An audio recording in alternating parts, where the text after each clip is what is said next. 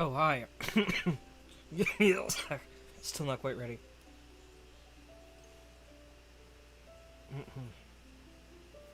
Sorry I'm late, folks.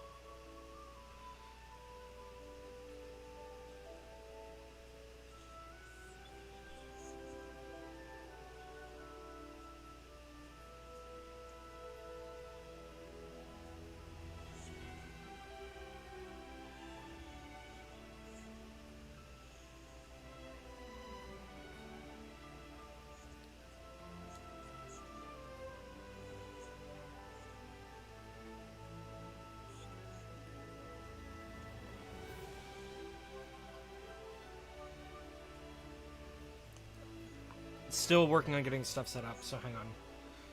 I'm having some technical difficulties.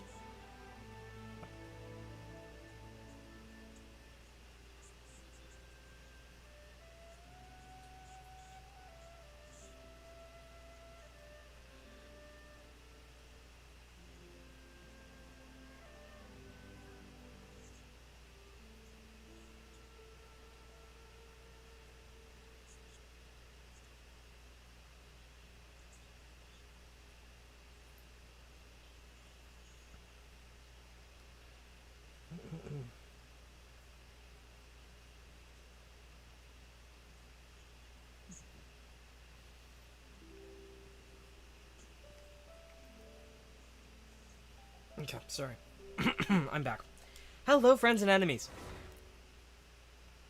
Someone wanted to spoil the end of The World Ends With You, Neo, again. Yeah. Yeah, I know. Okay, so if you are joining us on YouTube, be sure to like, comment, and subscribe. If you're joining on Twitch, be sure to click that follow button. I am almost to the point I have 50 subscribers, yay! And I need to get to the point where I have an average of 3 viewers at all times. Yeah? Yeah. Okay, so give me just a moment. The last little bit of my setup I need to start, like right now. um, it says it's starting. It says it's starting. Is it in a boot loop? Please tell me it's not in a boot loop. Oh, good gods. Please, no. Like, I'm already depressed enough as it is. And weirdly, playing Miku didn't really help with that. So, okay. Oh, new update. That explains it. It was installing the new update. Oh boy. Okay. I've got a new notification in the bar and chill.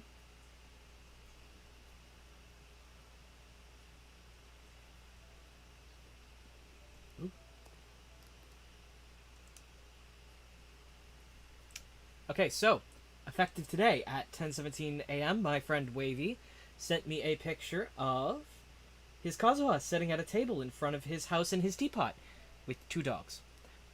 Oh, woo woo. Oh, woo woo woo woo. Good elbows. Alright, so I am officially in my Discord stream chat. If you are... There you are. I am going to have to set up a Twitch bot at some point that will allow me to share all, a Twitter bot that allows me to share all of my tweets to my Discord server. If anyone knows how to do that, please let me know. With that, let's go ahead and get daily commissions. Ba-da-bum-bum-bum-bum-bum-bum-bum. Let's go ahead and do some daily commissions. I need to go to the quest log. Quest log. Crash course on Inazuman fashion. Here we go. Let's get our dailies out of the way.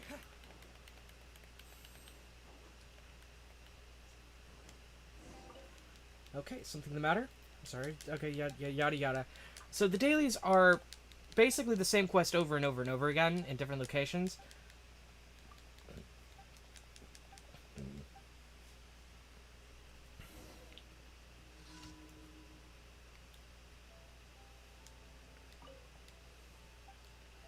Suitable base materials for dyes.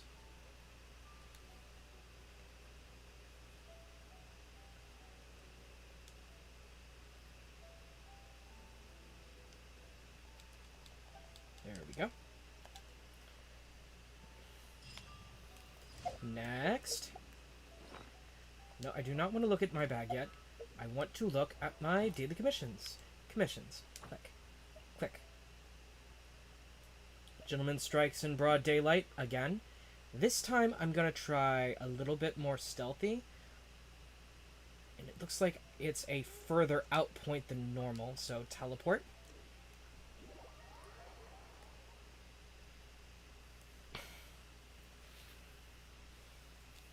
But yes,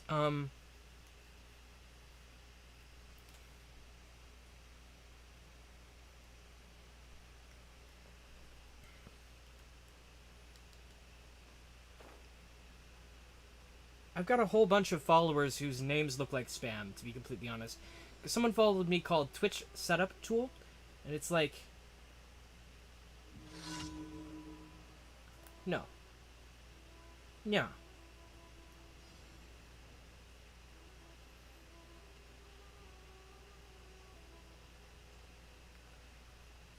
Like, this entire island is severely guarded. Holy crap.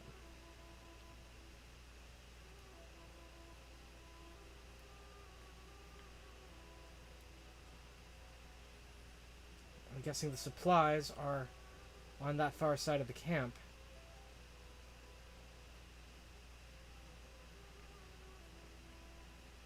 I'm hearing a lot of motifs in the Inazuma part of the soundtrack that sound like things I've done already. Like, my song Revenge is Best Served Wicked, or just Best Served Wicked.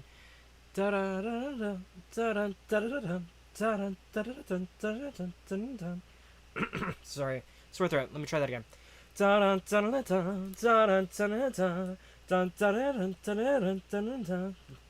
That particular motif I've used a lot. It's just that is the most prominent use of it because I used it in the melody for once.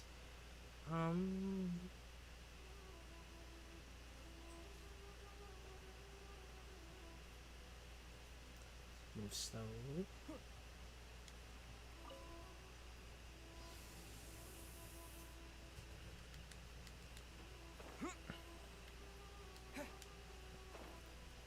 And yes, we did just pull a stealth in Genshin.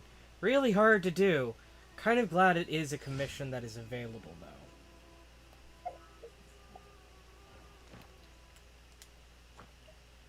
Because it helps improve our ability to walk, not run.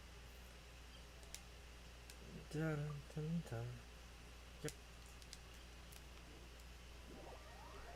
One thing you'll learn about music is there is nothing purely original in the music world.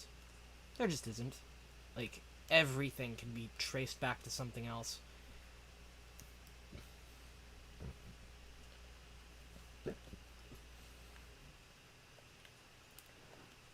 Great. It's a Sabotage the Slime Balloon quest.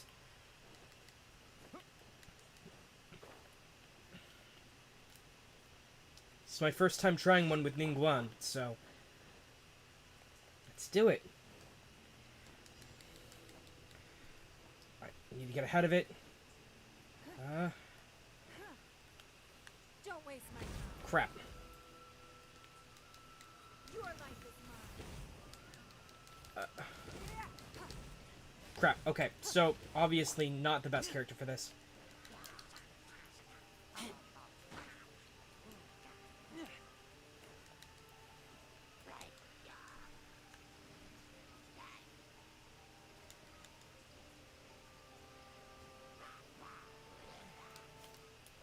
Abandon challenge. Abandon challenge. Abandon challenge. I kill you. Confirm. Lupica. My Lupica.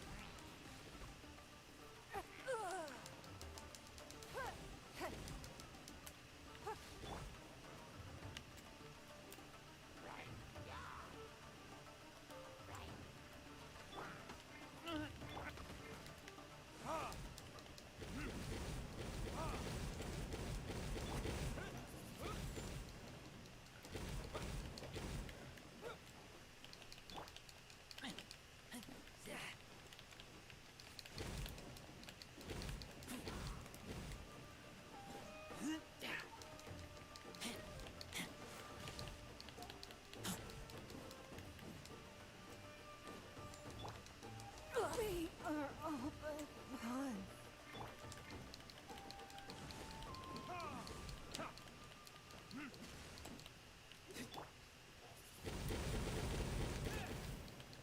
Crap. This particular balloon course is annoyingly hard.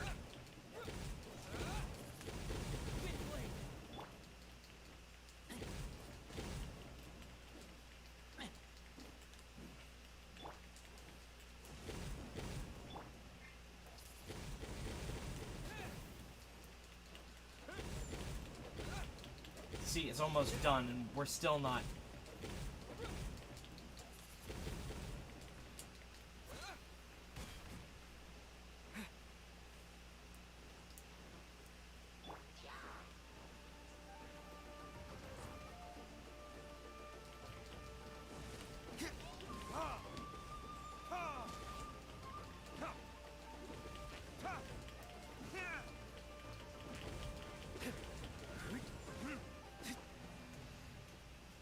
Okay, so with that, let's go ahead and map.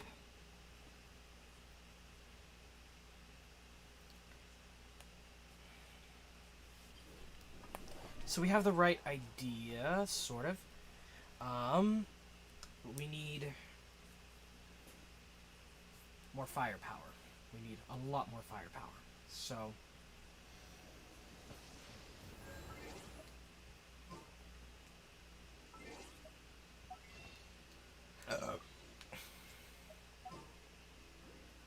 sorry about the belching. I'm having a lot of stomach issues still.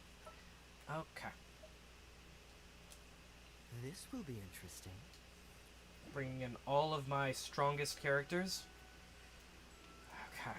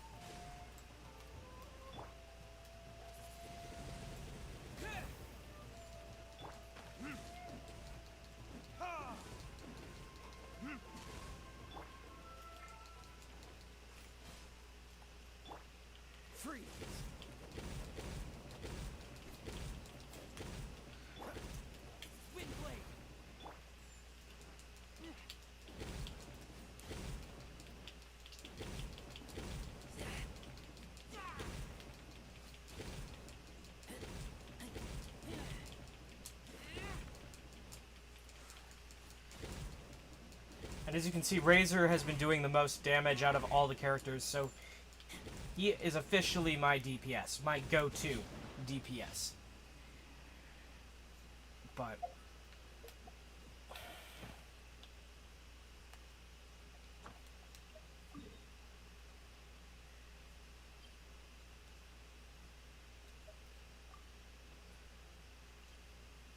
last daily commission, and then we can start hunting for world quests that weren't completed, or doing domains, so I can burn through my condensed resin.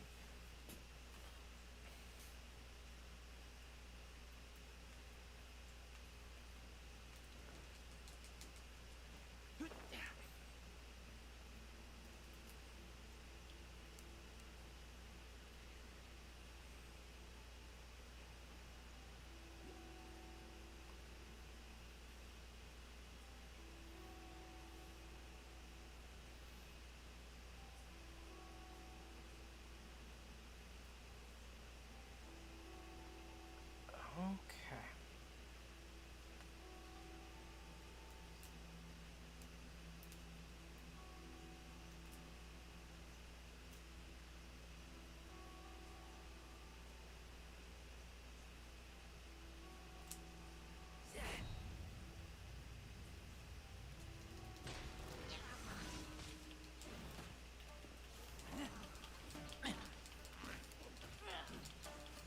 No buffs for you.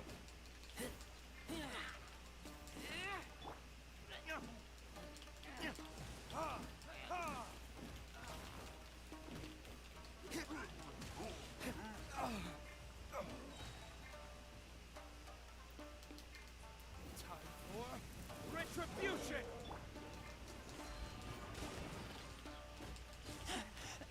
I taste. Oh! Cool it.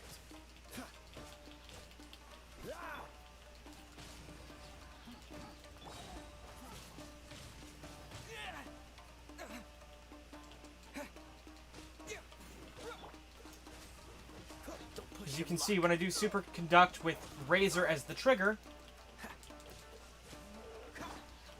it does more damage. Because that's how elemental reactions work in this game, obviously. And I always forget it.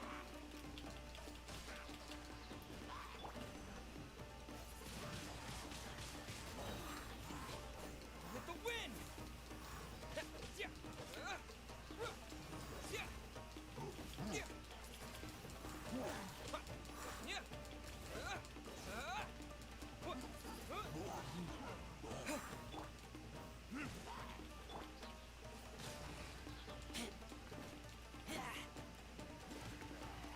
Care to know what level Razor is? Same level as my Traveler. Yeah. No kidding.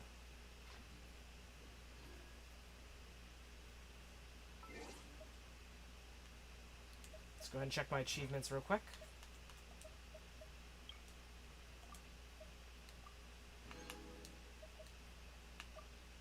Is that it? Oh, wait. How close am I to, Ooh. I'm really close. I'm like 3 domains close. Or 3 ley lines close.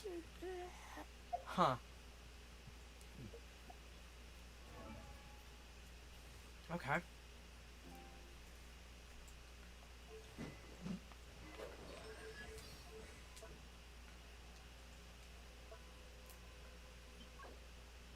Not available today.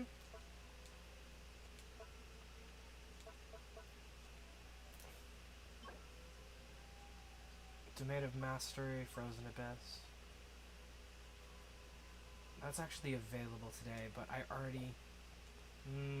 but I don't have... This is really... Sorry.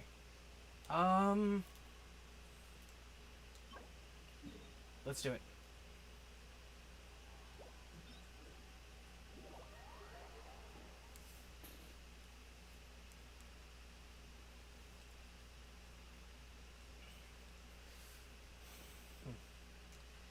Sorry, real thought provoker is what I was going for.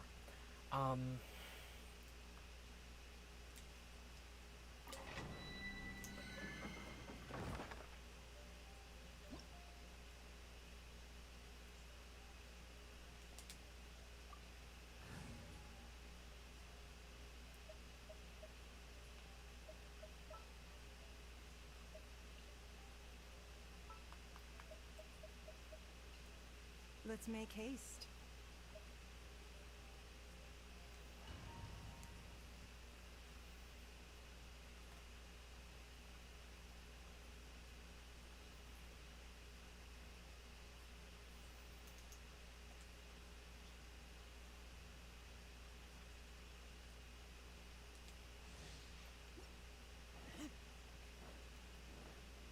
Okay.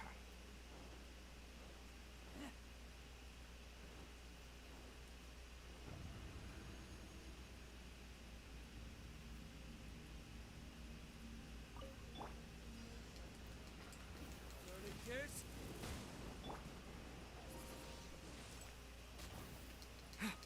Disappear.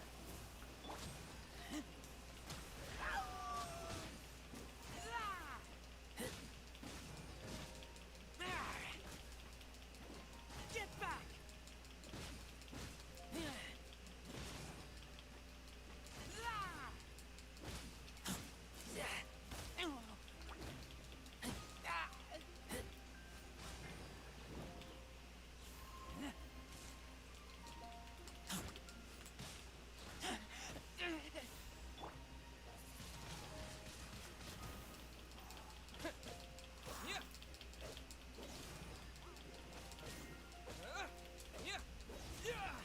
Wind blade.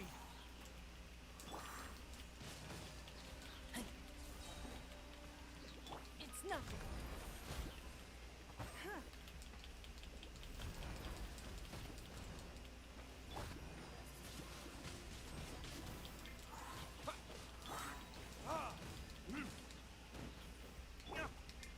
With the wind.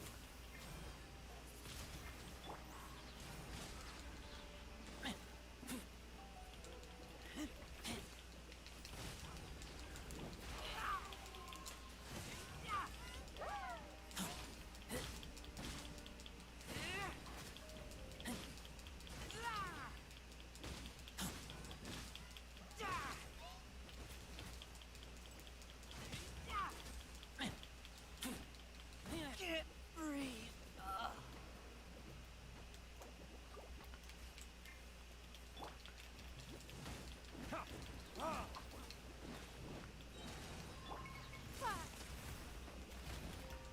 Don't waste my time.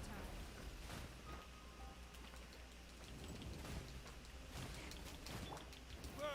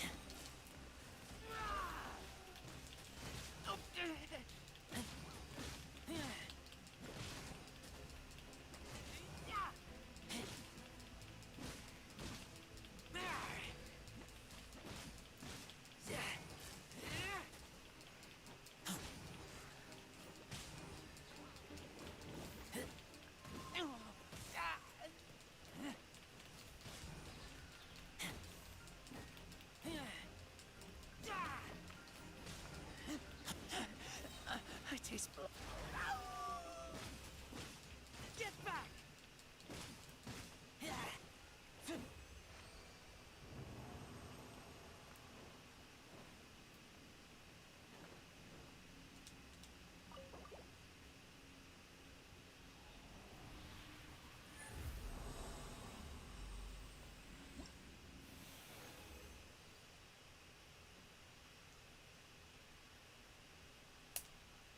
Continue challenge.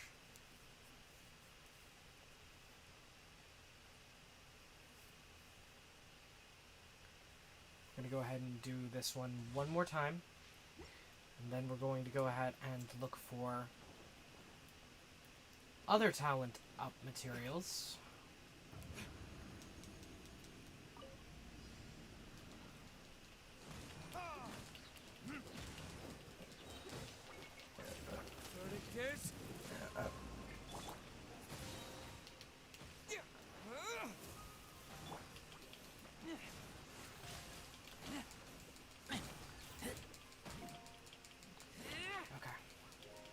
I want to test out a theory with a tornado later, but because it might make Animo Traveler even more OP. Submit.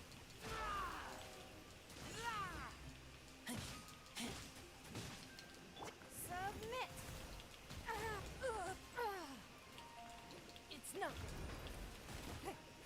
Give up. Don't waste my time.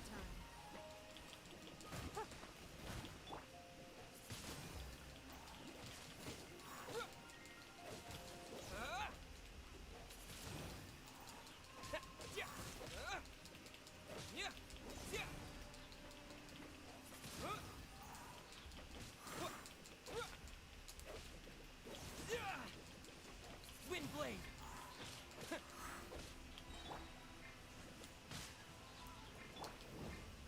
With the wind.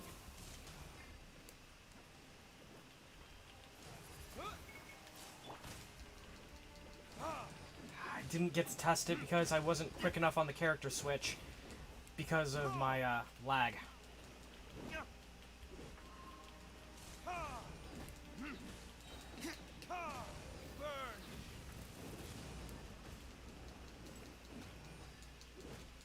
Yep.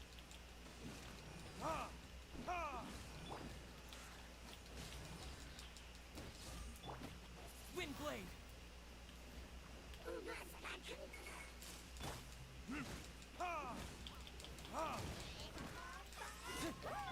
Your life is mine. It's nothing.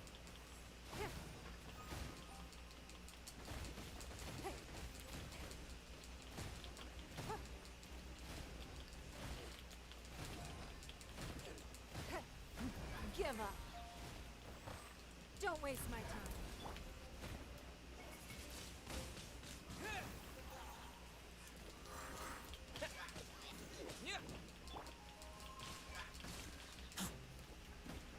I hate auto-targeting, I do.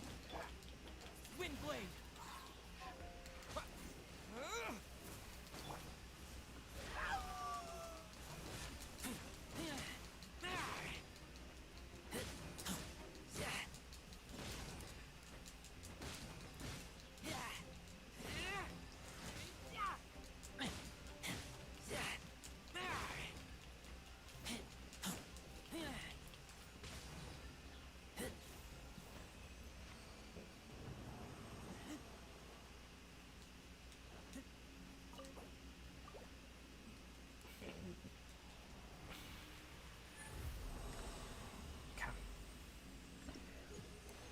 Okay, we're gonna use this opportunity.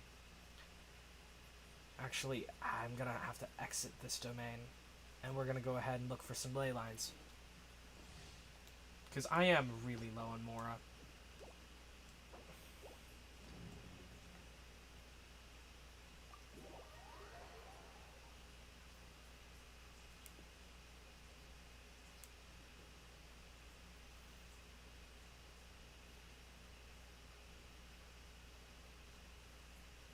And Mora is kind of required for everything.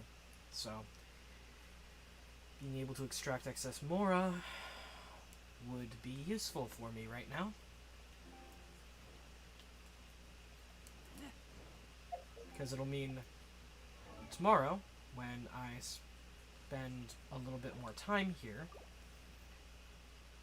because my long stream that I have scheduled for tomorrow is all Genshin. Yeah.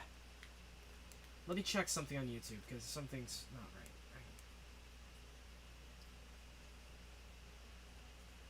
Oh, no, I tagged it already.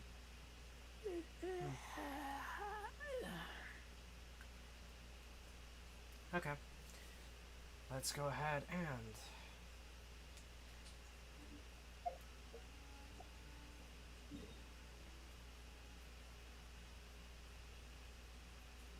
search for ley lines.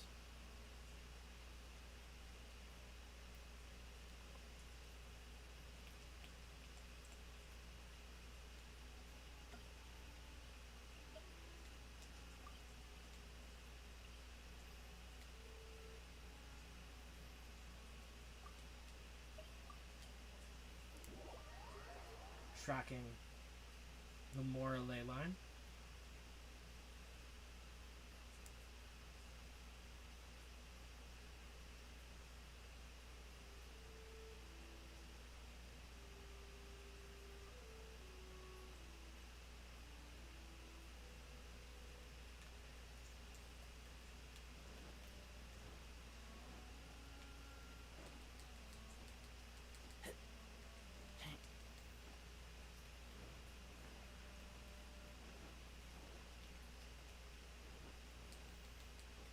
And yes, if you're wondering, wait, did they just do a domain without a healer? And without freezing? It's like, yup.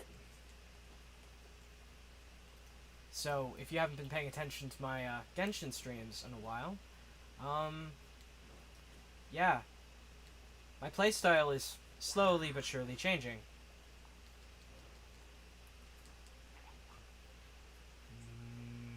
I'm gonna wait until the sharp strings stop. There we go. Submit. It's nothing. Ugh, you wicked.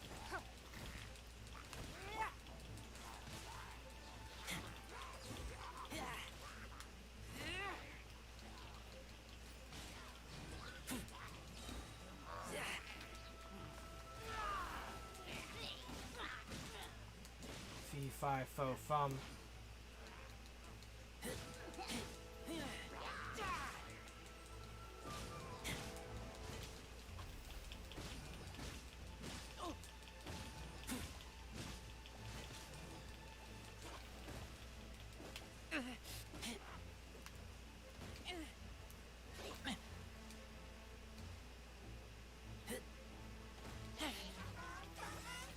Okay. Time for retribution.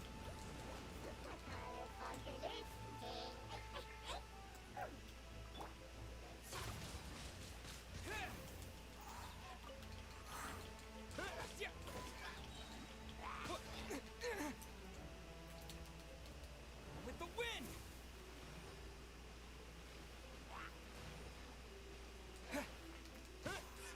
Wind blade.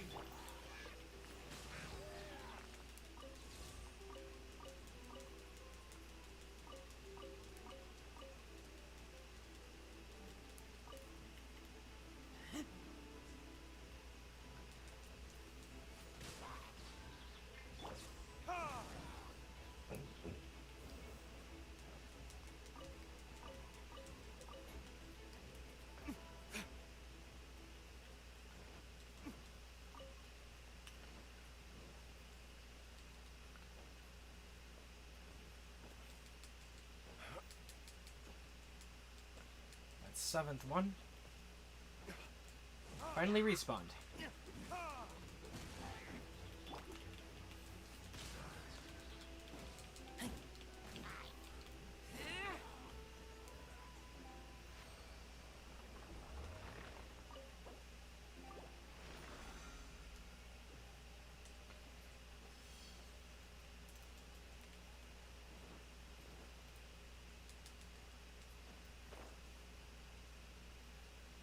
Before you ask, well, aren't you gonna heal? I'm like, no, not yet. But it's right there. Yes, I know. But the thing is, if I healed every time I was hurt, the statues of the 7 would run out of healing, because that has happened before to me, and I don't want that to happen again. Thank you. Give up.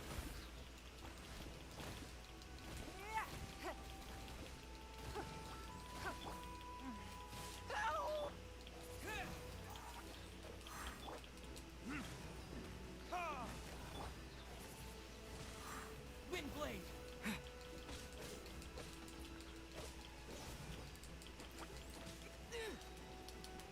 Burn.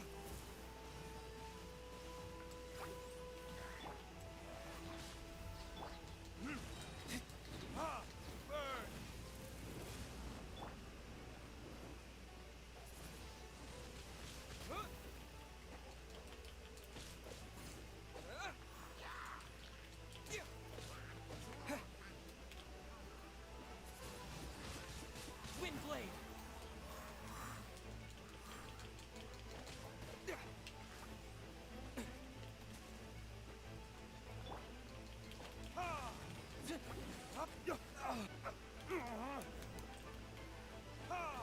My flame. Screw you.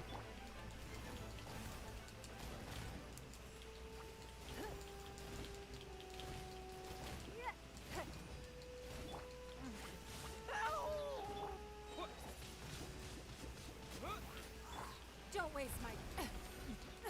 It's nothing. Resurrect. Now.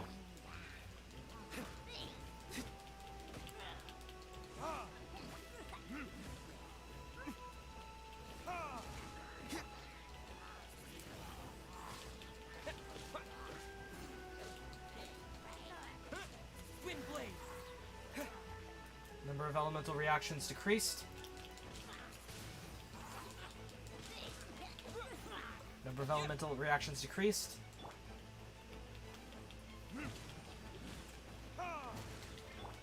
Disappear.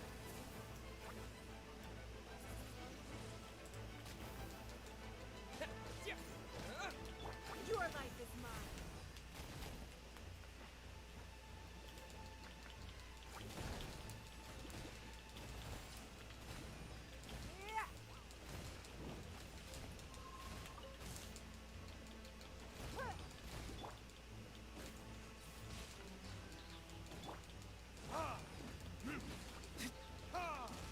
Time for retribution.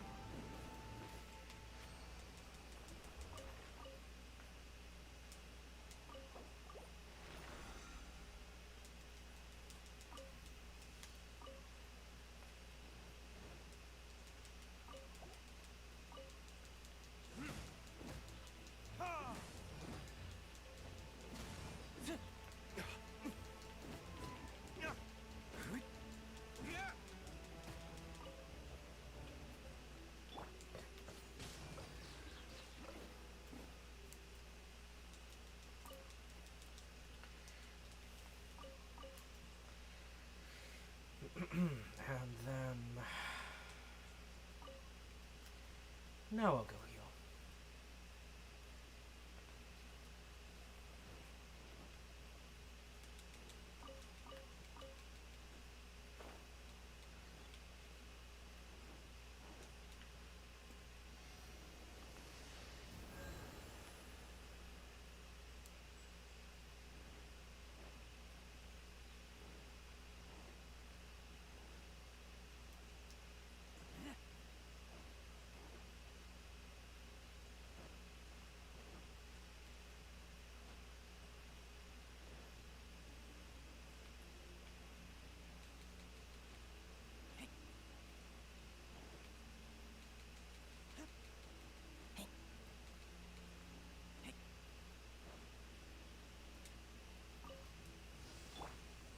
There's no end to this. Give up. It's nothing. Ah. Don't waste my time.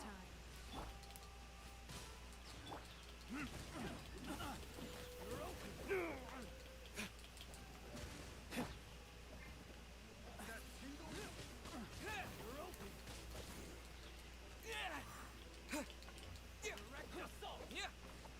That tingle.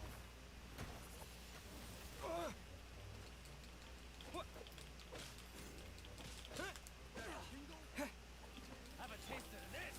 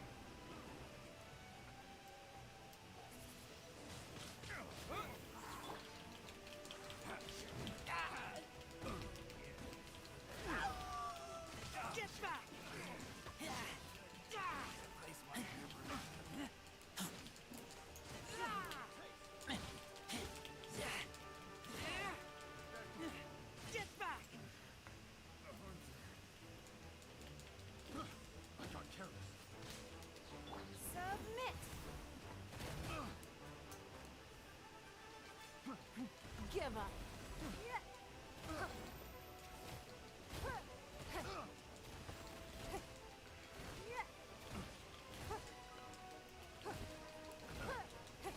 It's nothing. Give up.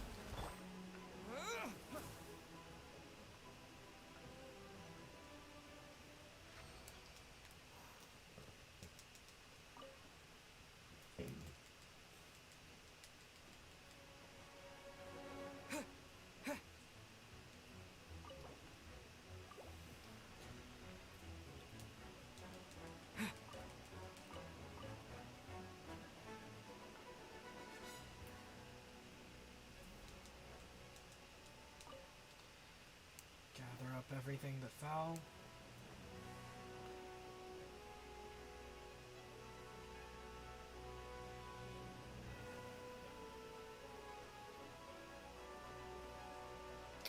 Oh, okay.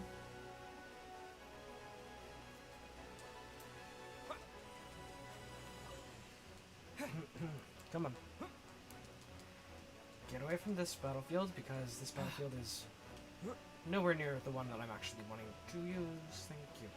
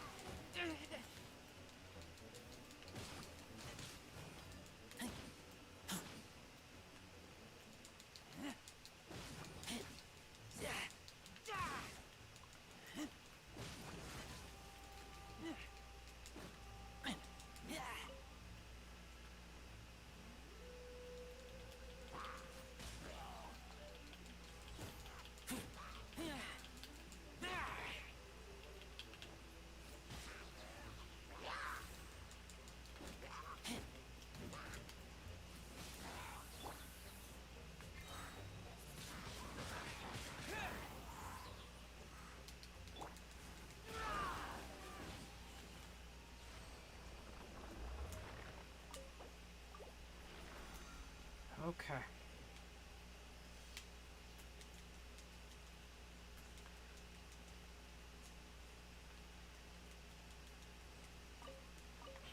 Let's pick up as many things as we can that dropped.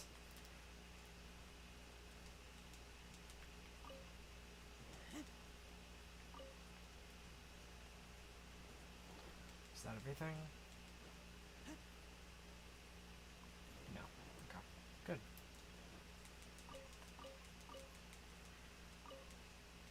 So ominous masks will occasionally drop now. Okay.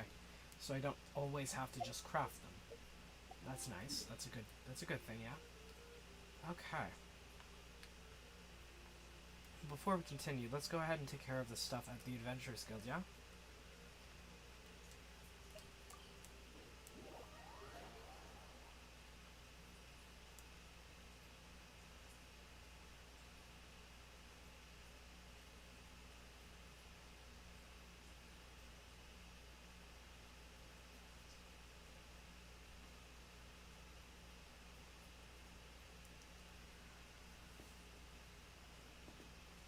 Okay, so here we go. You're gonna pick up stuff. Ad Astra Abyssos. Ad Astra. Welcome to the Adventurers Ad Guild. Astra Abyssos, Catherine. My daily commission reward. Ad Astra Abyssos. Well,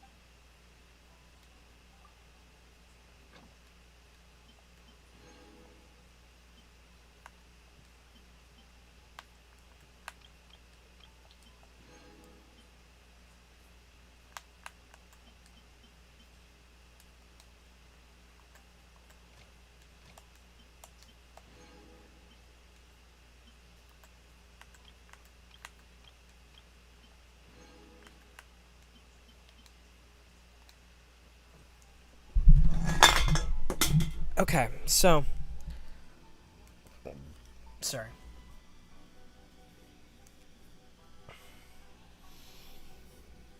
Got it. So, Ad Astra Abyssosk. adventure rank rewards.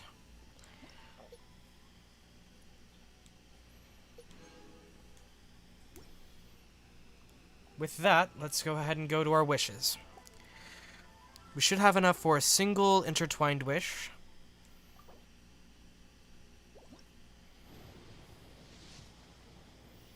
Which turned out to be a dud.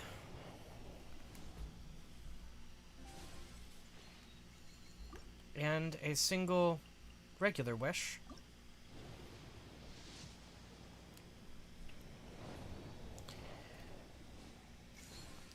Which turned out to also be a dud.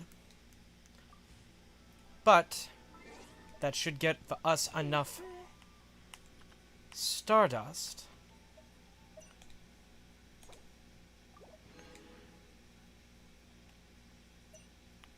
to buy one Intertwined Fate.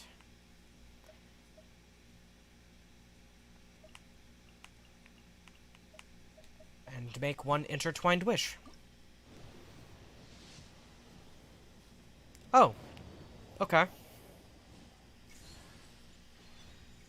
Chongyung is now a C2. Great. As you can see, I still don't have Yanfei. And I still don't have Ayaka.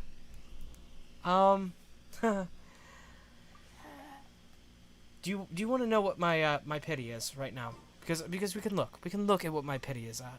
Hang on.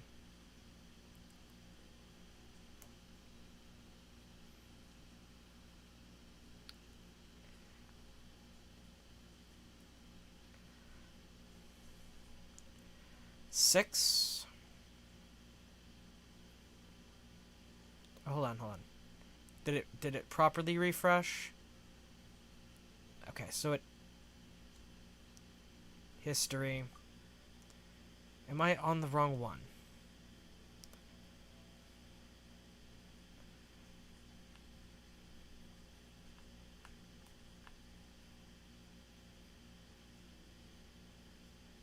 Okay, so 6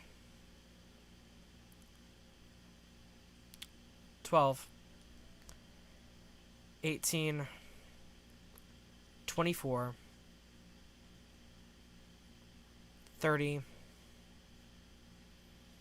36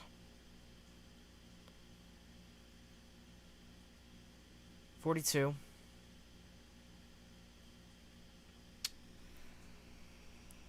44, and then the two we just did, which didn't show up, which would be 46. We are at 46 pity.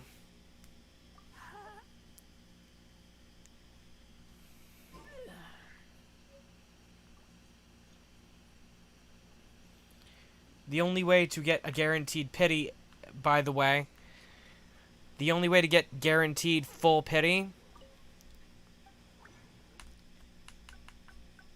you're gonna hate this, is to not be a free-to-play player, because it's literally impossible to guarantee get a character from a character event banner unless you're paying money to play. Sorry, that's just the truth. Like, I'm not paying for characters. I'm just doing the best I can as a free-to-play player, so...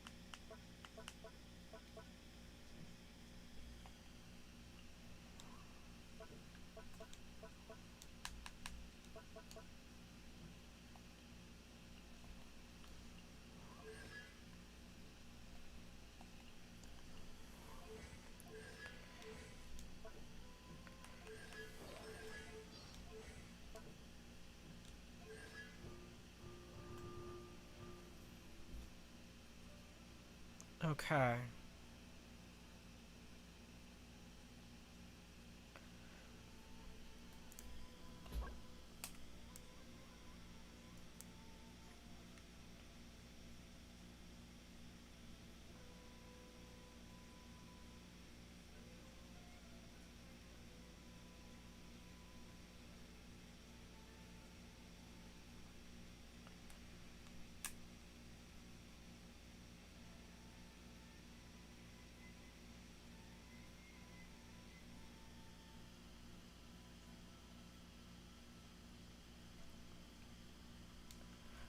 I am literally livid. I am 2 adventure ranks away from being able to max Constellation out the Animo Traveler. And I didn't even realize it. I'd been so focused on everything else that I didn't realize.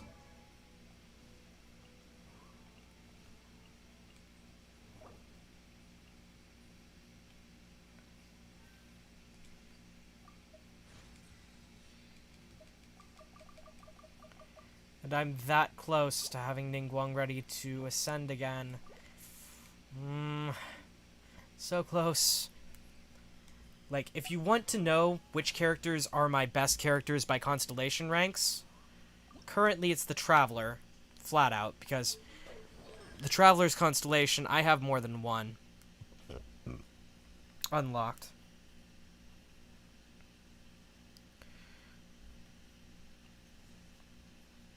Razor and Ningguang.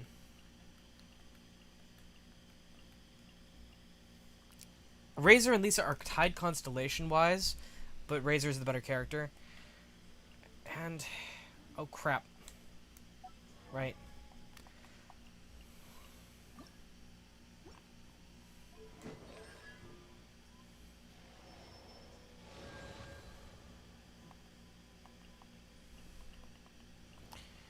So, literally, yeah, it's Ningguang and the Traveler are my strongest characters right now.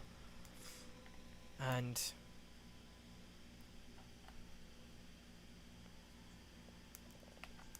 everything else is just... meh. So... I'm hungry. Let's hunt.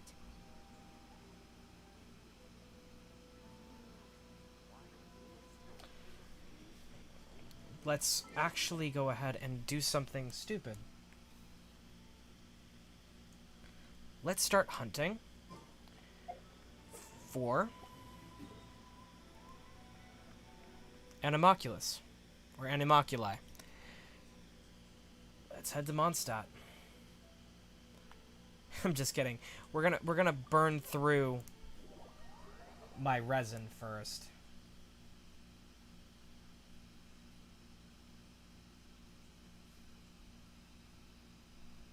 We're gonna burn through resin first, cause yeah.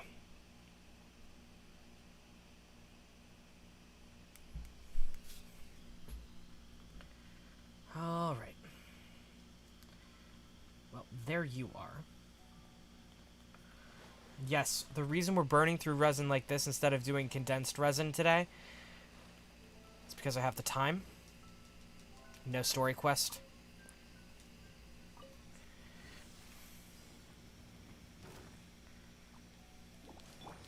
Disappear!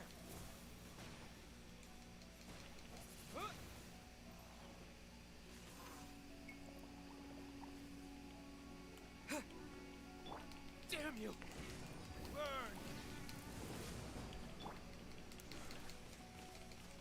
Oh,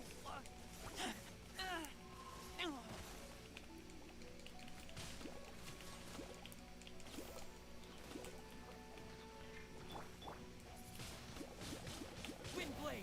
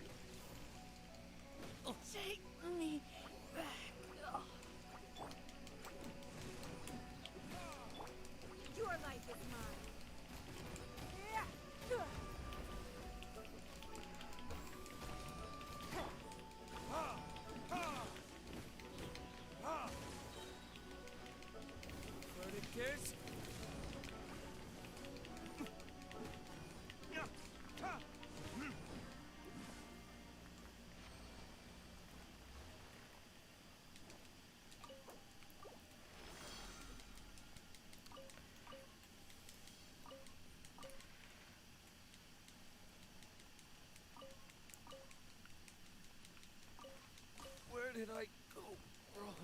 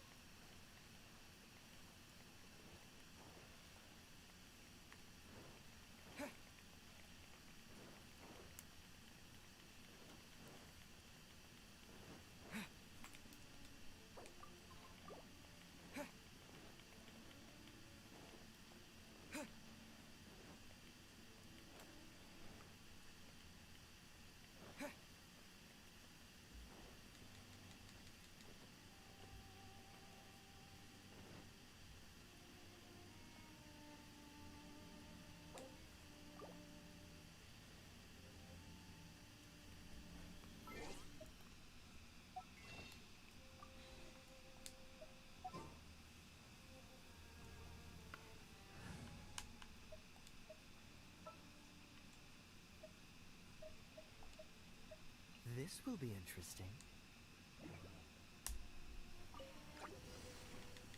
Oh, so sorry. What's the... Dodge this!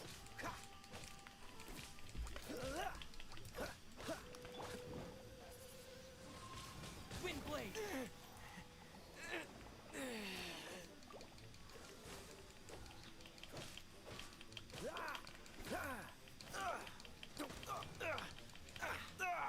That was unexpected.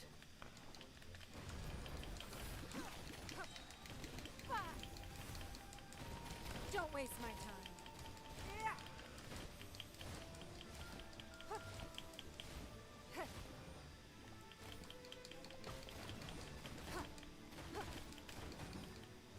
Give up.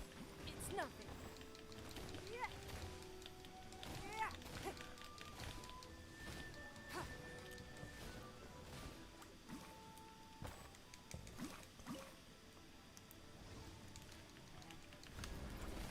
Give up.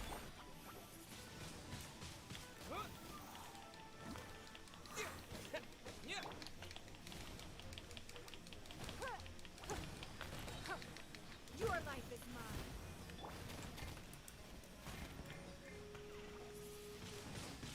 Wind blade!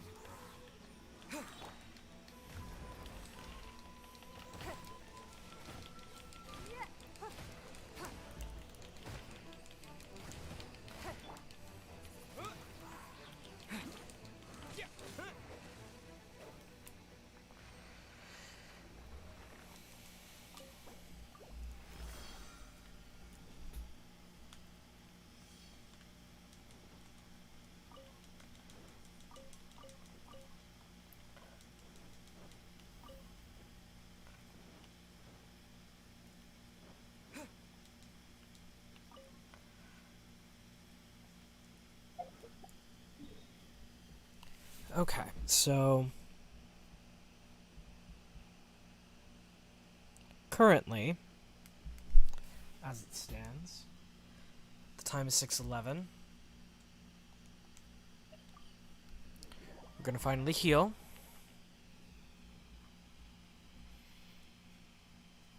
Okay.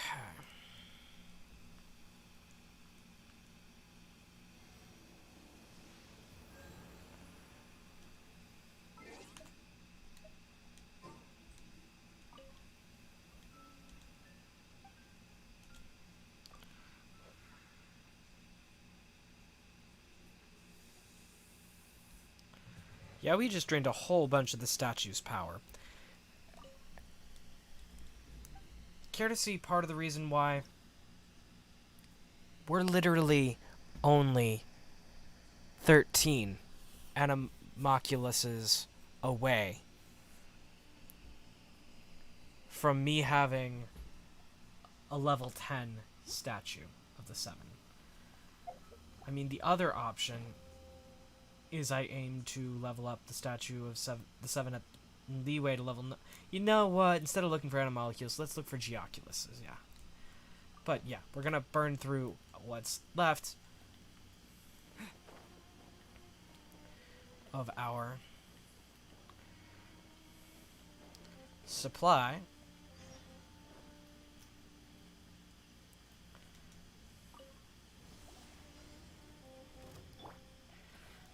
Don't waste my time.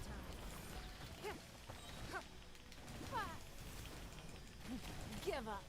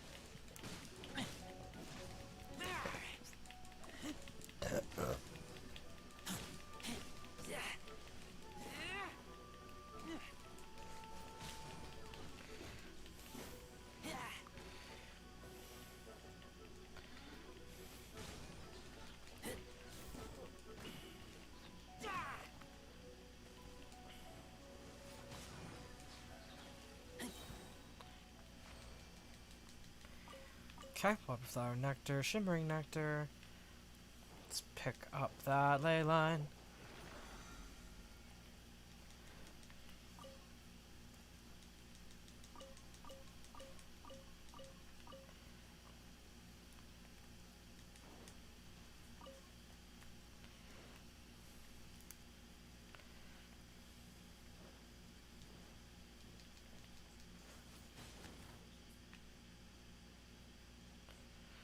Huh, the environment finally changed. Okay, good. Well, while we're here, just that. Oh, wait, no, we're already healed. We're good.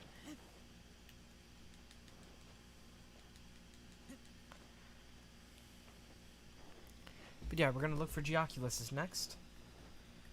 After we finish all of this, so.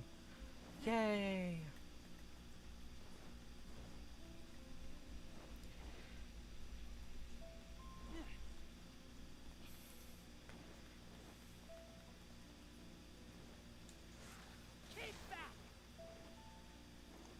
How many more ley lines do we have before we run out? We've got 2 more before we run out.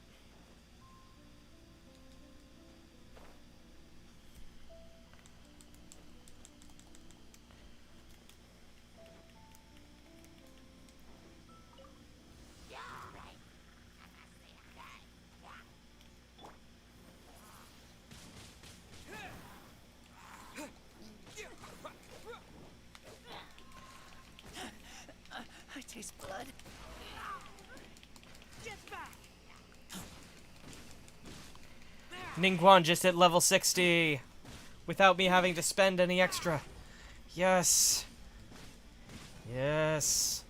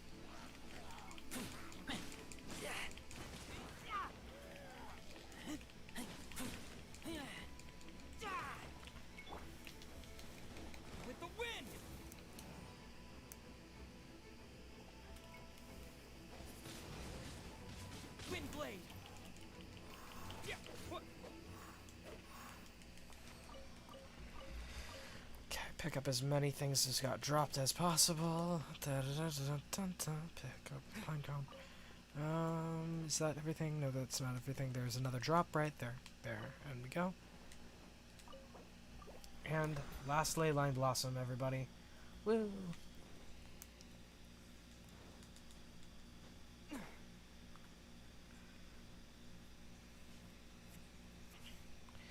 Very little travel stress.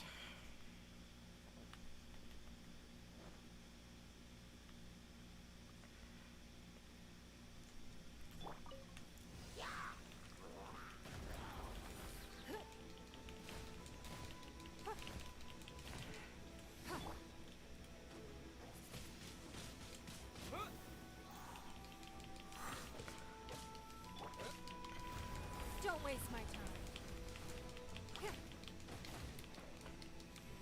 Your life is mine.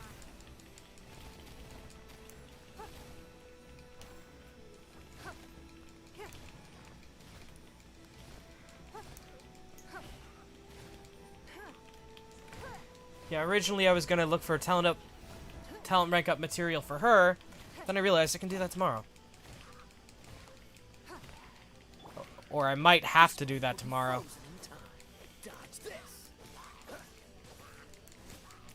It all gets tricky because Disappear.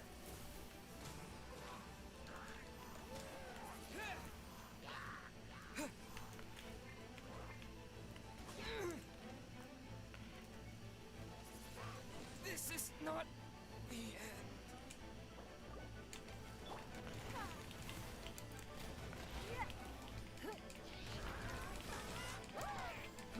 Give up.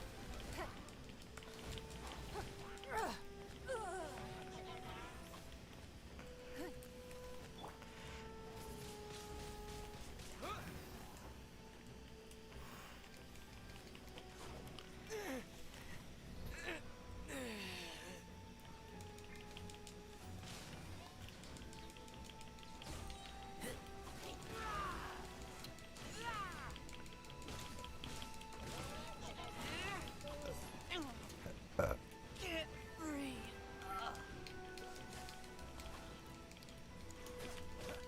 Don't push your luck. Freeze.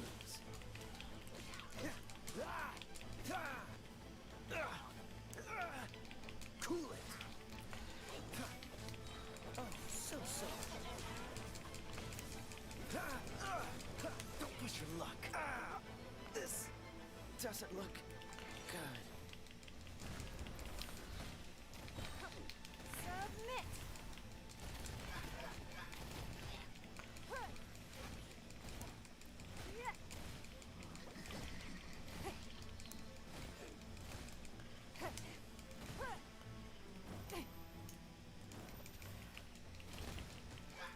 Don't waste my time.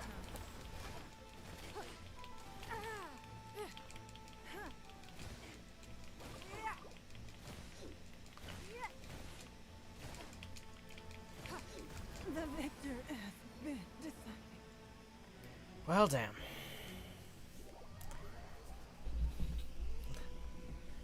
Well, glad this is the last ley line. Right. Where was I?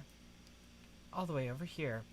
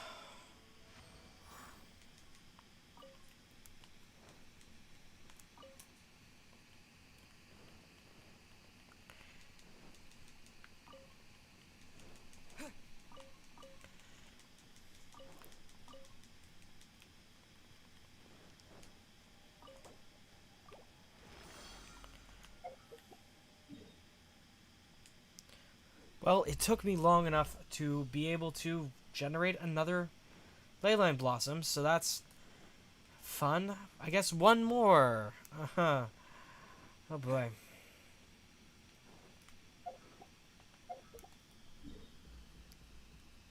Oh geez, oh geez, oh crumbs. Easiest way up. There.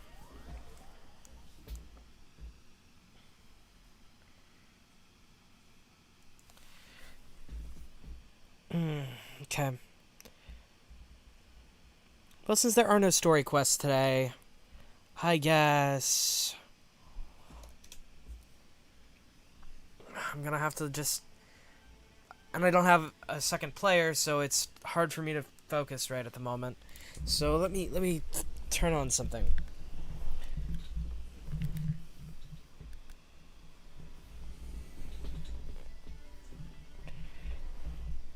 Oh. Hang on, let me see.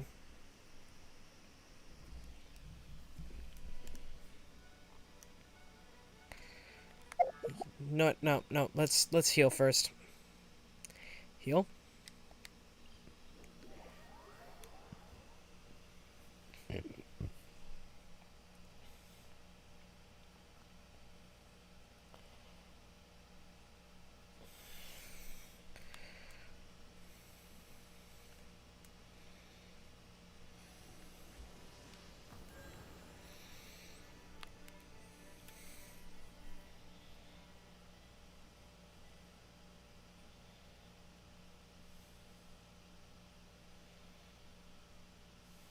Looks like my friend Fither, or my acquaintance Fither, gotta keep that parasocial relationship stuff in check. My acquaintance Fither has opinions on Samurai Champloo. Of course.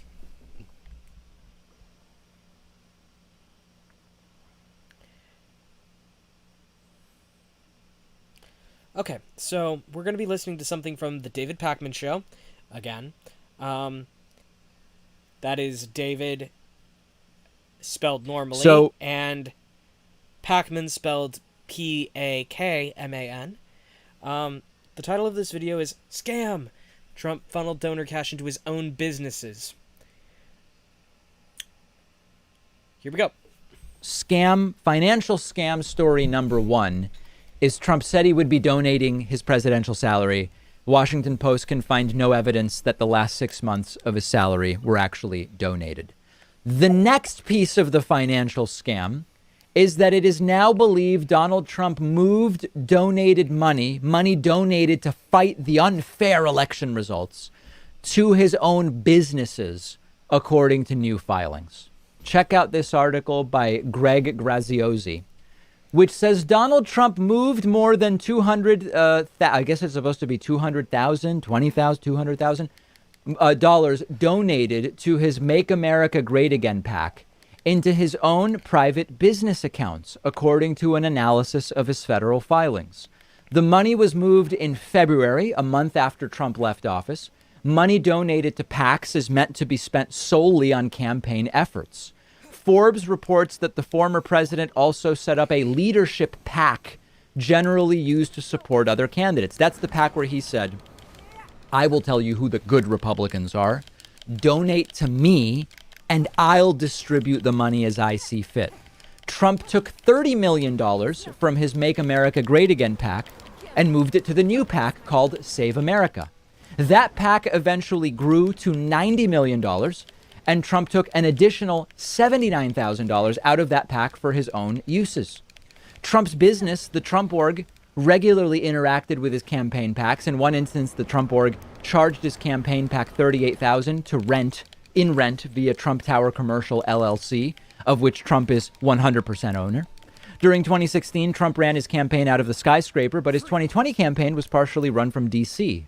Despite this, the Trump Organization continued to collect rent for Trump Tower. In total, the Trump Organization collected $188,000 in rent between January and June, all paid through Trump's campaign donations. Trump restaurants also collected rent from the PAC even after the former president left office, and during a time when tourists visiting Trump Tower were few due to the coronavirus pandemic, totaling $15,000. And it just goes on and on. Save America, the leadership PAC, paid Trump hotel collection $79,000 after Trump was out of office. Expenses largely for lodging and meals. The Trump Organization did not comment on the self-dealing payments, but the former president did issue a statement boasting that his affiliated committees have approximately $100 million of cash ready for use. The statement said these fundraising numbers, coupled with tremendous support in so many other ways, show that President Trump supporters want him to continue to fight. We we knew that the PAC, Save America PAC, we knew the entire donate so that we can fight the election results. We told you it was a grift back in December, January, February. If you looked at the fine print when they were sending out the fundraising emails, it would say we can use up to 50 cents of every dollar donated to pay off campaign debts, for example. This is really, it's almost like a political version of the producers. And I still go back to the idea that Trump's entire 2016 primary run was really just a way to make money and get publicity and become more well-known, and then monetize it after losing the Republican primary, or certainly after losing the election. But Trump overestimated, apparently, the intelligence of his own electorate, of the Republican Party electorate. And when you do that, weird things can happen. And the weird thing that happened was that the Republican electorate was actually ignorant enough and radical enough to vote Trump to be their nominee. And his followers still to this day believe he was draining the swamp or whatever it was. So again, it's just like with Trump's salary. This amount of money should really be meaningless to Trump. Like 79 grand into the Trump Tower restaurants and 20 grand or 100 grand or 188 in rent. These are amounts of money that should be meaningless to a guy like Trump, who even by the conservative estimates has $2 billion. But it's greedy, cheap, and narcissistic. And what will his followers say? Probably nothing. That's the reality. If you go to his followers, they will say, listen, this is a guy with, why would he go to some crappy restaurant when he has his own restaurants where he can hold campaign events? Why would he rent some office when he owns so much real estate? It makes sense that he would do this. They will defend him to the last day. It was a grift from day one, and the financial documents seem to support it. Will there be consequences for self-dealing? Probably not. Probably not.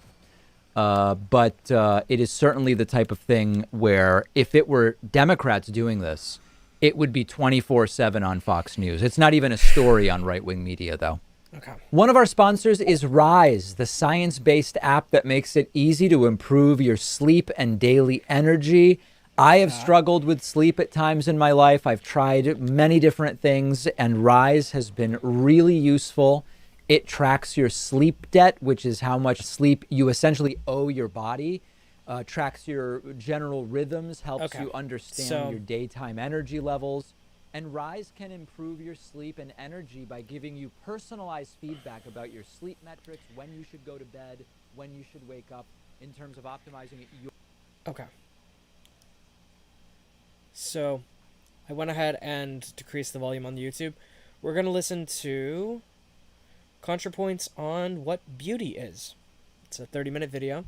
While we're doing that, I'm going to go ahead and pull up the Mihio interactive map over here on my computer.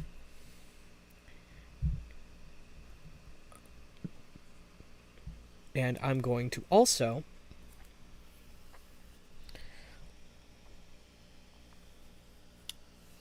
look at where all of the electroli are. Electroculi. Not electroculi. I mean geoculi. Jesus. I could, since there are so few of them left, look for the animalculi first. Yeah, let's do that.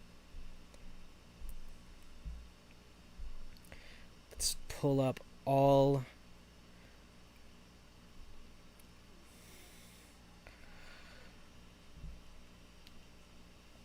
the little elemental thingies. going to go ahead and zoom in. There's that. So I've got the map up. I'm going to go ahead and move my microphone off to the side. And then we're going to get started listening to ContraPoints as I spend the next several hours, or however long it takes for me to get a play or two, to, you know, find ways to improve my character's stamina and also get more Primogems, because I think sometimes you get Primogems from these statues, but I really don't know. So, with that...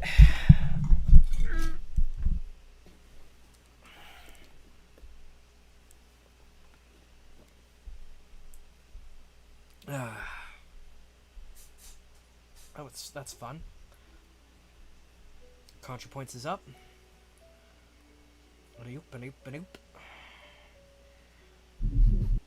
ContraPoints is spelled ContraPoints. Look her up on YouTube. Her videos are amazing. This one is from 2019. My face is the front of shop. My face is the real shop front. My shop is the face I front. I'm real when I shop my face.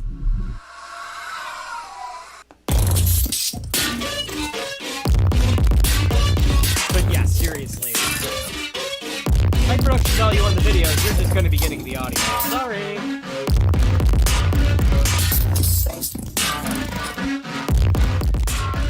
Hey guys, it's Natalie. Welcome back to my channel. Today I'm gonna do a makeup tutorial as always, but first, story time.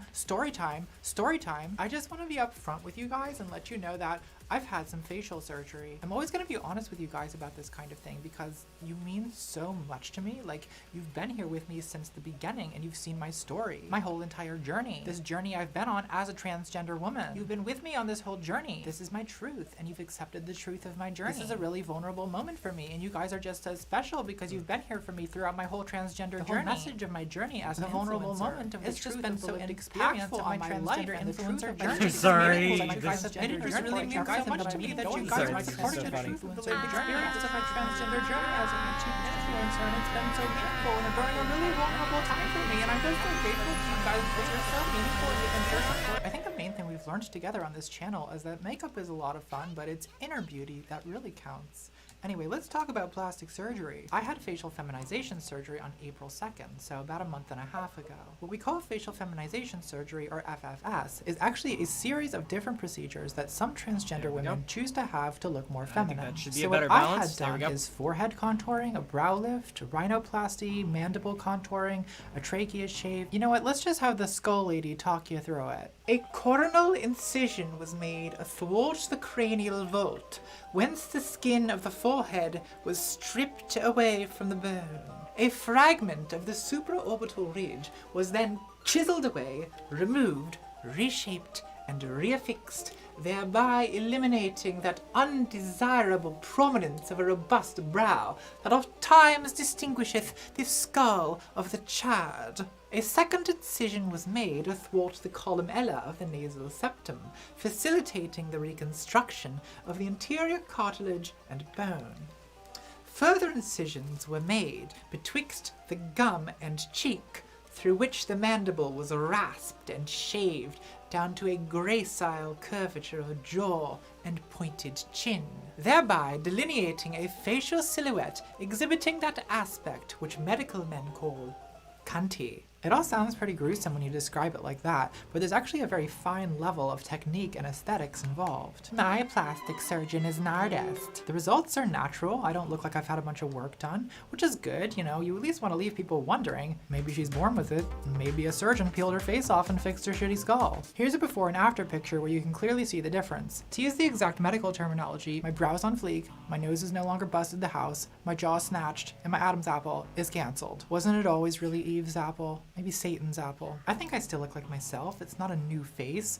We're talking about millimeters of bone here. But to have all that done was, well, it cost a lot of money. The anticipation was, oh, terror like I've never known. The pain was memorable.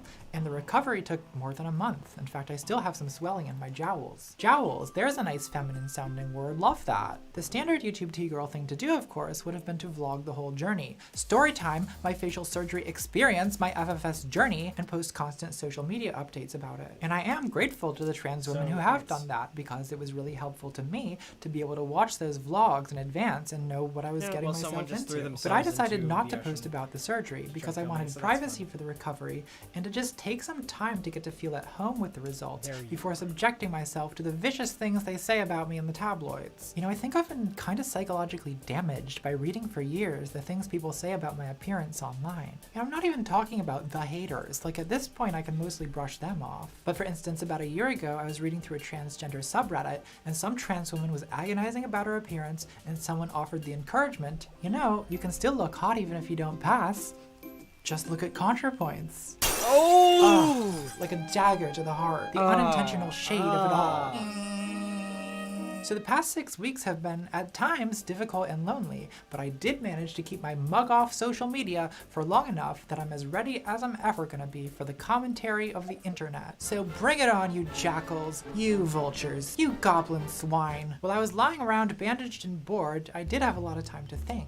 And what I've been thinking about is probably the same thing you're wondering right now, which is, why would someone do what I just did? Why would I spend so much time and money and go through so much anxiety and pain just to change a few millimeters of bone? Isn't this all just extravagant vanity? Some narcissistic symptom of phones but too much? Well, I feel like there's a lot of pressure on me to say that in fact, this wasn't cosmetic surgery at all. Usually trans people say that surgeries like facial feminization, top surgery, genital reassignment, and so on serve the sole purpose of alleviating gender dysphoria, this discomfort we feel with the mismatch between our bodies and our gender identity. So what I'm supposed to say is that my surgery was a medically necessary reconstructive procedure needed to make my testosterone-weathered facial bones match the 5'2" happy baby bouncy bio girl I truly am inside, thereby alleviating my dysphoria, helping me safely blend into society, and preventing a 5-alarm psychiatric meltdown. And there is definitely truth to that. It's certainly the argument I intend to make when I write this off as a medical expense on my taxes. If you're an IRS auditor, please stop this video now and insert the next floppy disk into your CD drive. Hypothetically speaking,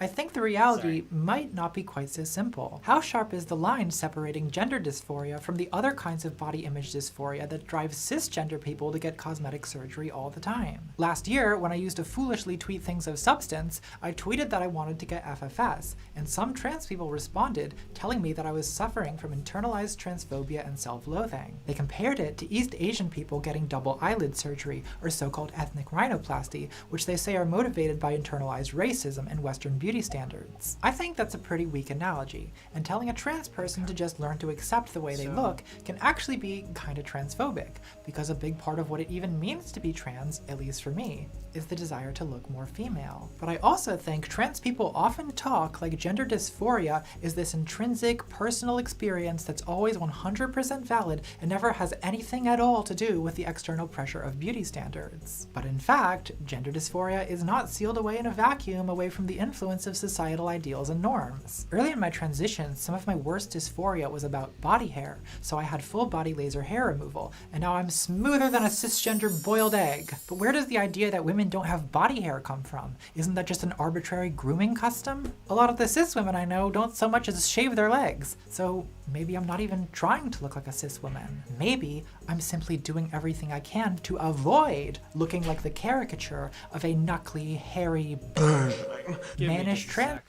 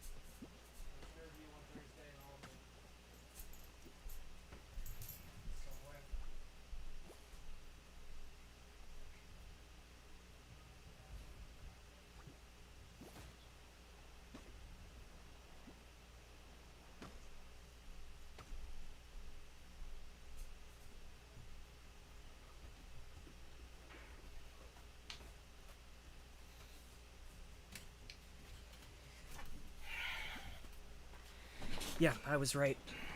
I added to the list. I'll be right back.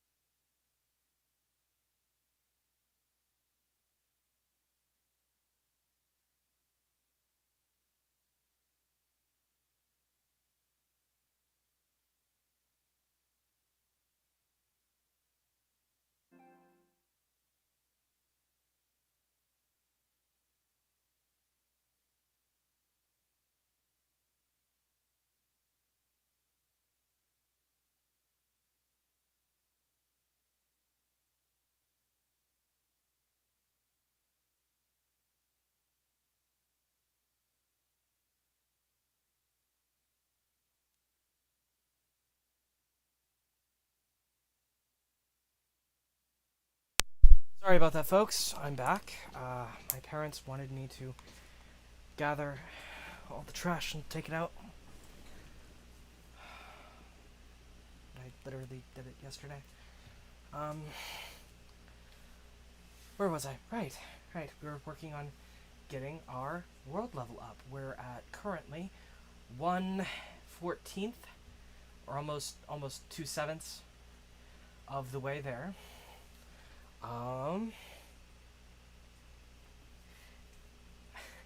JK. We're actually looking for Animalculi and Geoculi. So, for this, I'm going around the map. We're listening to ContraPoints, by the way. We're going around the map. We're looking at everything. Oh, I forgot to turn carrots off. I do not want to look for carrots. My pins that are currently...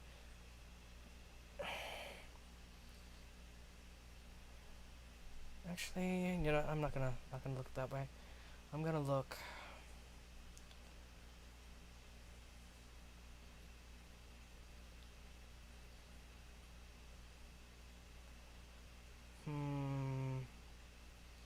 No, I'm just gonna leave carrots turned on, just for the laugh. Okay.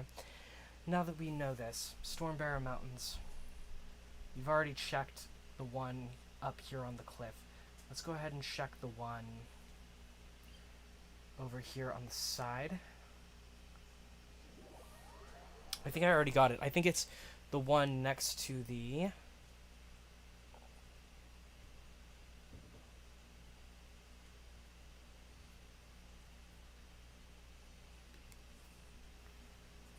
It's the one next to the... I don't know. Sorry, I'm trying to really spacing. Where? It's... Let me look at the map. It's here.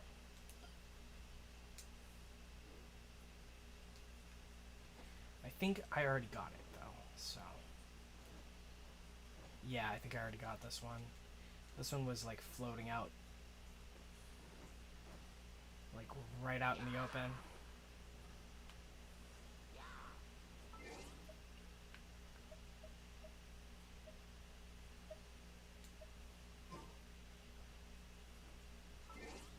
So there's that. Inventory. Let's equip a new gadget, shall we? See if we can use it now.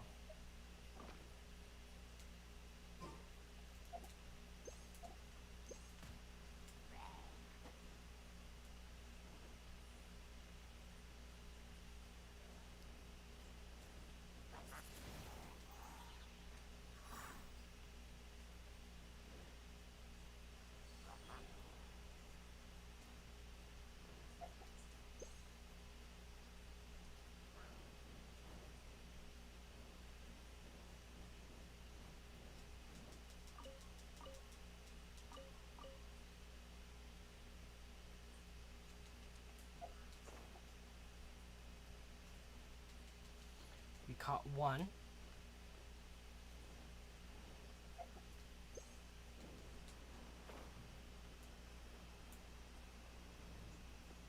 So it's literally only just this little boost. Okay, well, I mean, hey, at least we know.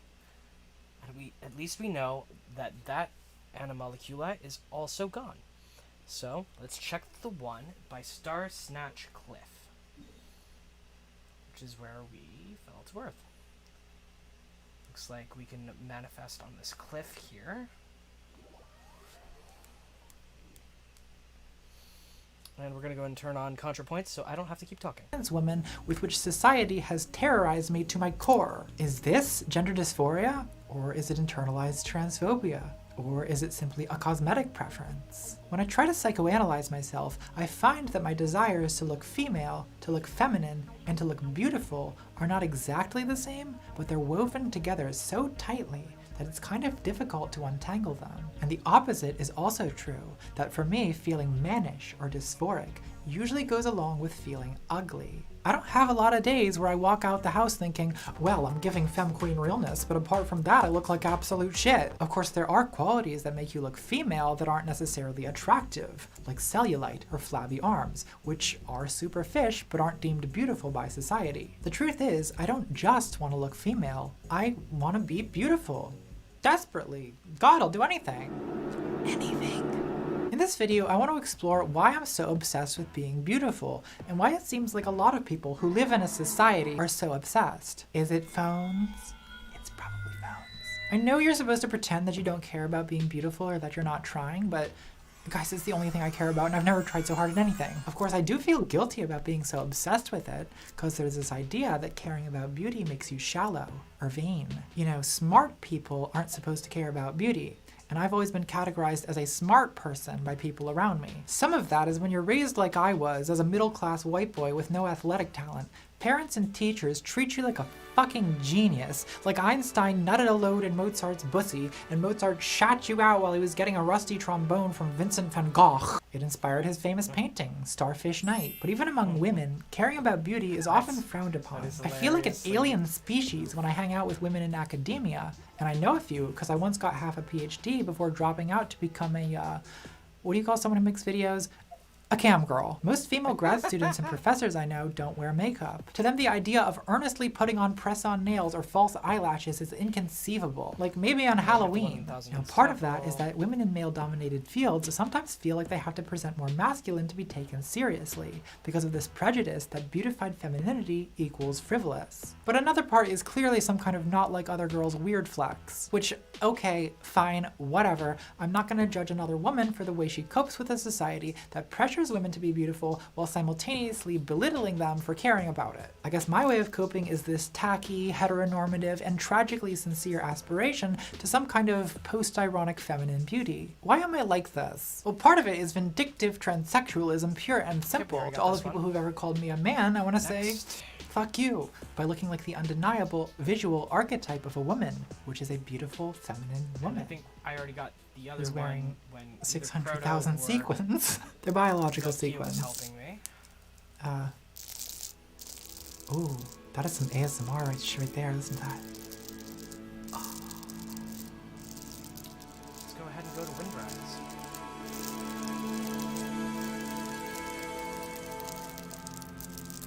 Another factor is this shitty website. I'm a professional YouTube influencer, forgive me father, and I'm on camera all the time. I edit my own videos, so I spend upwards of 60 hours a month staring at my own face on a screen. No. Part of that I've taken care of. Oh, hi Croto. I'm doing okay. I'm listening to ContraPoints, and I am looking for moleculi. I'm making sure I've got all of them. Yeah. Impossible task, I know. But I'm trying. And as soon as I'm absolutely sure I've gotten them all, I'll be able to move about the map as freely as a bird. Hopefully. Meanwhile, yeah. What Natalie just said kind of rings true. It's part of the reason I'm a VTuber, not a normal YouTuber, because I got tired of seeing my own face.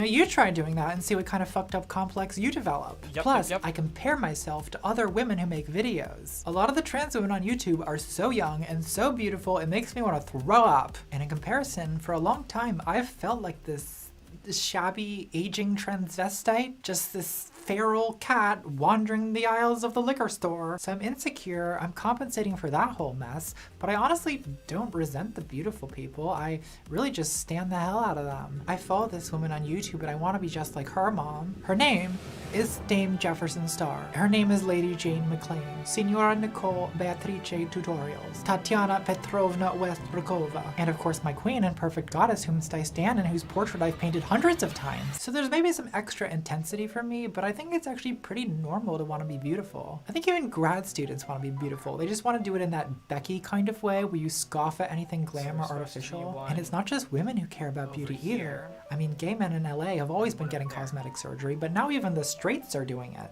Incels are completely obsessed with the defects of their personal appearance, and the ones who aren't completely black-pilled are obsessed with plastic surgery. The incel newspeak word for beauty is looks maxing, because of course they have to go about this in the most heterosexual possible way. It is imperative to implement a skin max regimen in order to maximize looks money status and secure access to females. Oh my god, calm down. Not every sentence out of your mouth has to be worded like a dispatch to the police commissioner. Yes, they actually call skincare skin maxing. James Charles, I know you're having a hard month, but I've got a business idea that's gonna turn this thing around for you. Here's the plan. You're gonna create a new line of skincare products called Chad Glow.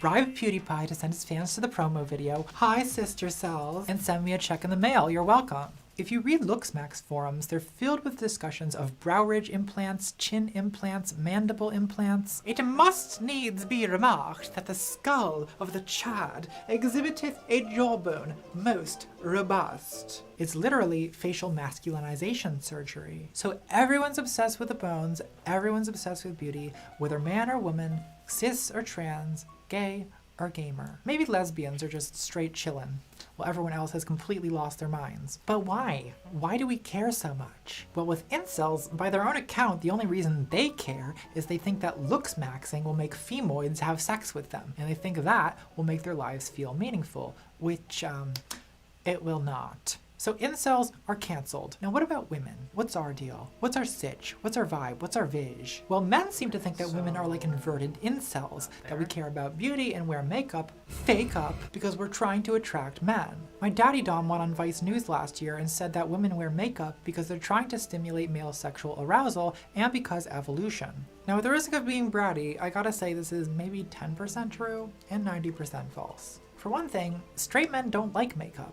At least they don't think they do. Here's a chart I made illustrating what every straight man in the world thinks about makeup. Yes, I asked all of them. If you wear no makeup, they think you look diseased. And I actually do look diseased when I don't wear makeup, so fair enough. If you wear natural makeup, you know, a little concealer, mascara, maybe a nude lip, they think you're not wearing any makeup and they like it. If you wear campy makeup, colorful eyeshadow, heavy contouring, overdrawn lips, they think it's dumb and they hate it. Of course I'm generalizing. Hashtag not all daddy doms. But if women really wore makeup to attract men, then you'd expect that they'd stop wearing it when there are no men around. But that doesn't happen. About a month ago, there was that video going around of a woman showing how to make jailhouse makeup, mixing deodorant and magazine ink to make eyeshadow, using Kool-Aid and Vaseline to make lipstick. There's not a lot of men in women's prison, but women are still performing incredible feats of ingenuity and resourcefulness just to wear makeup. So maybe women are using makeup to express their individuality and femininity, you know, things that prison tries to take away from you. Kind of makes sense. There's a Refinery 29 documentary about prison cosmetology and also sexual exploitation, yikes, in which a former inmate describes how women would engage in sexual bartering with male guards just to get makeup. If a girl's performing sexual favors for an officer, he would bring her in colored pencils, lip gloss, things like that. That's right, women are sucking dicks so they can put on makeup, not the other way around. Honestly, if all the men died tomorrow, I'd definitely keep wearing makeup. In fact, I might wear more. And I'm not just saying that because I'm trying to win feminist points or anything. Like, do I want to attract men? Yes, of course I do. Do I want to attract women? I guess. I don't really think about it. Isn't it safer to just secretly fall in love with them while quietly dying inside?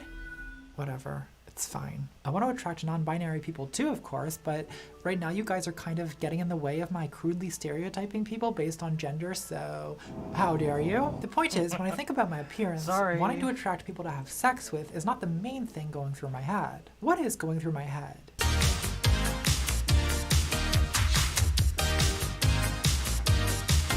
I guess I just want to feel beautiful. I want to see myself in the mirror and think I look snatched. Is that a crime? I don't feel pretty very often. I'd say it happens about once a month. When I'm having a good skin day, I do my makeup just right, I glisten with setting spray, and then it happens.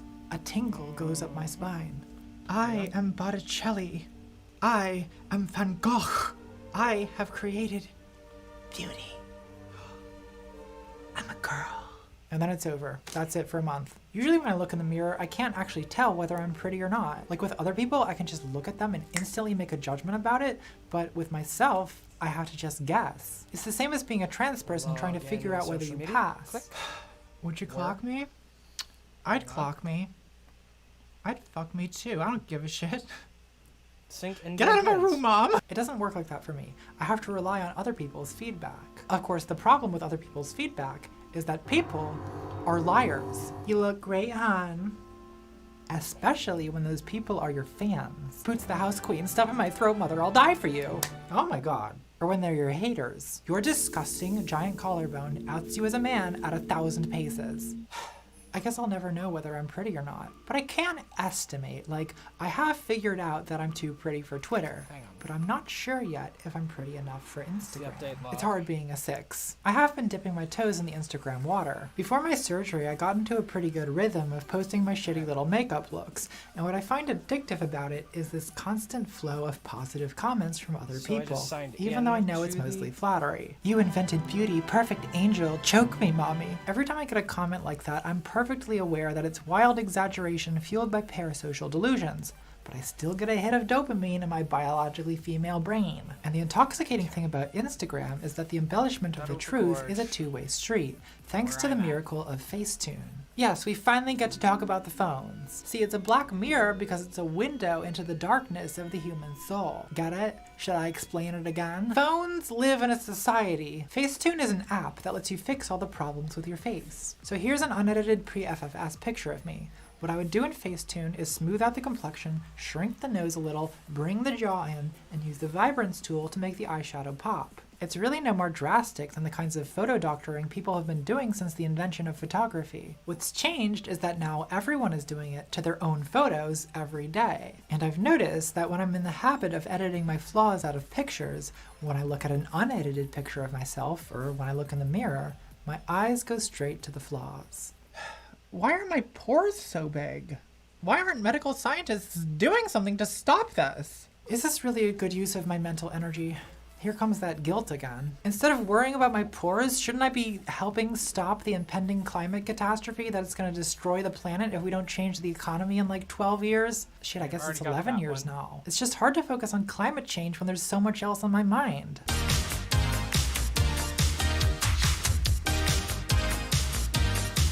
He's just so cute. I guess I'd just rather think about the aesthetic than the apocalypse. And that's the darkness. Why is my neck like 2 decades older than the rest of my skin? Do I need Botox yet? Should I get a facelift? These are the questions that will no doubt define the next couple decades of my life. As if it wasn't bad enough to have to go through a second adolescence on camera, I also have to deal with aging, and thus the ritual of skincare products. Here's my daytime routine. Okay. So first I'm gonna mix the Dermalogica exfoliator with the cleansing gel and just massage my face. None of this is sponsored, by the way. This is just me supporting corporations out of the kindness of my heart. Now, if I'm not running late for something, I will do a face mask, but if I'm out of bed, it's because I'm running late for something, so I've never done a face mask. Now I'm gonna use a toner, which is very important. Now, a lot of people don't know what a toner does, but look, it tones okay. Do you want your face to be untoned? Next, I'm gonna spray expensive Korean yeast directly into my eyes. I use this because it's actually a lot cheaper than the Japanese yeast. So you're really losing money if you don't buy it. Think of the savings. Now I'm gonna mix a pump of hyaluronic acid with a couple spritzes of organic Bulgarian rose water. You can almost smell the Bulgarian rose fields. It's enchanting, it's like I'm there. There's not enough serum in the world for this neck leather. I use this moisturizer because Gigi Gorgeous told me to, and I do everything Gigi says. Every fucking thing. I know it seems like a lot of products, but once you get locked into a serious skincare collection, the tendency is to push it as far as you can. And I feel like I'm forgetting something. Oh, sunscreen. I'm not really sure what this does. We can probably skip it. And I'm just gonna finish it all off with some more expensive mist. Yes, God. I love a good facial. I'm so fucking wet right now. So after all these products, does my skin look clearer, younger, more toned? Oh. Hi, Mac. Well, I'm listening it's hard to say for sure, but it certainly is moist. Jeez. This is the part where I usually just stare at my own face for 10 minutes and contemplate the futility of my struggle against the ravages of time. Back to the interactive map. Double checking to make sure. I'm fine. It's fine. This is fine. It's fine. My face is the front of shop. Vanitas vanitatum et omnia vanitas. For dust thou art, and unto dust shalt thou return. Leastwise I shall bequeath a female skull. So, isn't beauty supposed to be fun? I'm not having fun right now. Why am I not having fun? I guess I just don't feel beautiful. And I know a lot of people think I'm pretty, and I know a lot of other people have it worse than me, and I know I should be grateful, and I know I'm privileged to be able to get plastic surgery, and I know I shouldn't care so much about this in the first place. But the truth is that this just eats away at me, and I'm losing a lot of time and life to this pain. I've been kind of depressed this past month, and I think part of it is that on a subconscious level, I think I was hoping that surgery would completely change my self-image and make me like myself. But it really hasn't. I mean, I'm happy with the results, I'd do it all again, but I still feel the way I felt before. You have to keep in mind that surgery fixes very specific problems, like the Adam's apple problem, or the way my forehead looks in profile problem. But it's really not a solution to deep psychological issues. I still don't feel beautiful, and I need to face the fact that I'm never going to feel beautiful unless I change the way I think. Because I'm trapped in a doom spiral over here, and if I'm ever gonna get out, I think I need to start by forgiving myself for wanting to be beautiful. There's lots of reasons to want to be beautiful besides being shallow and vain. For one, beauty is associated with youth. It's a symbol of life, of defiance of death. That's a profound thing to be concerned about. See, I'm not a bimbo, I'm a poet. Beauty is also associated with moral worth, the beautiful princess versus the evil hag. There's studies showing that conventionally attractive people are more likely to be assumed to be happy, healthy, and trustworthy. They're more likely to be hired. So it's not just about Instagram likes, this is serious stuff. And we, the woke, we're all aware of this. We know that beauty is power, that beauty is political. We know that beauty standards come from the people with privilege in an unequal society. We know it's unjust that being light-skinned, cis, able-bodied, or thin is considered more attractive than being dark-skinned, trans, disabled, or fat. We know that female beauty matters so much because patriarchy. We know that our obsession with beauty is being provoked by advertising, the cosmetic industry, and beauty influencers who are trying to sell us products. We know all this because we've all been sitting around critiquing it for decades. Because that's what leftists do. We critique things. We are finely tuned detectors of racism, sexism, ableism, fatphobia, transphobia, and capitalism run AMAC. We notice an injustice, we problematize it, we critique it, and then we cancel it. But what's next? When we're done critiquing things, what are we supposed to do? Because I'm aware that conventional beauty standards are a racist, sexist, ableist, fatphobic, transphobic social construct designed to preserve power relations and sell products, but does that awareness mean I desire any less to be conventionally beautiful? Well, no. I want it more than ever. The problem is that the intellectual exercise of critiquing things doesn't usually affect my desires very much. So what am I supposed to do? Sit here in silent contemplation until my desires finally align themselves with the interests of the international proletarian revolution? Oh, fuck the revolution. I want to be a pretty rich girl. I don't want to be ContraPoints anymore. I want to be Gigi Gorgeous. Fighting fascists on YouTube was an idea I came up with when I was a male alcoholic. Unfortunately, America needs a ContraPoints right now more than it needs a 30-year-old Gigi Gorgeous impersonator, so I guess I'm stuck with it. Maybe it's for the best. Critiquing society may not change our desires, but it can motivate us to change society, and changing society can change our desires. So, how do we change society? Revolution. Well, sure, revolution. Depending on what happens in 2020, I'll think of grabbing a brick myself. But failing that, I think there are ways we can work to loosen the grip of restrictive beauty standards without the futility of trying to stop caring how we look. I do think representation matters, and I think having visible beauty icons who are dark-skinned, or trans, or gender non-conforming, or disabled, or fat, or over 35, or influencers makes a big difference. Beauty standards are social constructs, and social constructs can change. That's why it's so important to recognize that influencers are just as valid as other celebrities. But the problem with changing society is that it takes a long time, and this video is almost over. Where I can see an escape from my particular doom spiral is in style as an alternative Hello. ideal to beauty. You can be 3 stylish at charges. any age. You can be 4 stylish whether you pass or charges. not.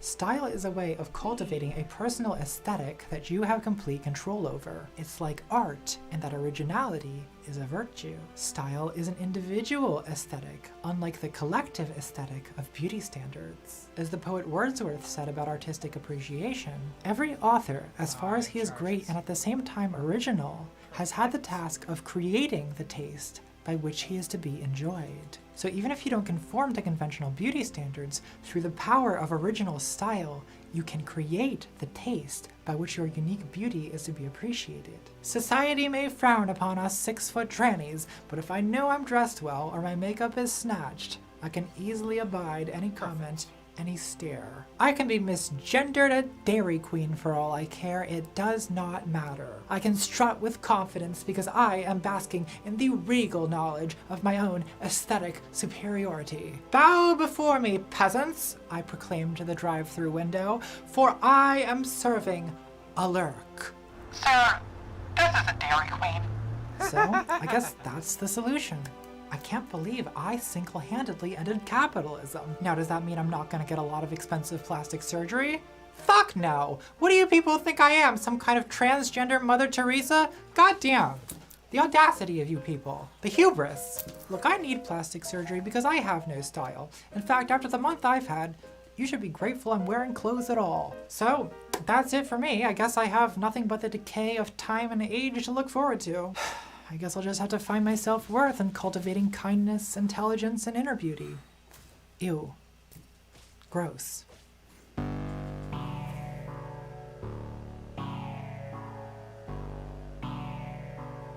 it up? Or is it down? It's probably down. Yep. No. Blue. Yay. Okay. So that's another one down. Let's double check to make sure that this one is already gone before we go anywhere else. Let's go ahead and... Okay, so trigger warning. The next video we're going to be listening to is going to be her video on gender critical persons. Bloop. And here we go.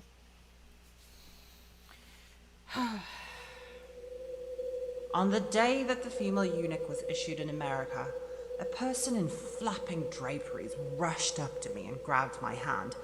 Thank you. It breathed hoarsely. Thank you so much for all you've done for us, girls.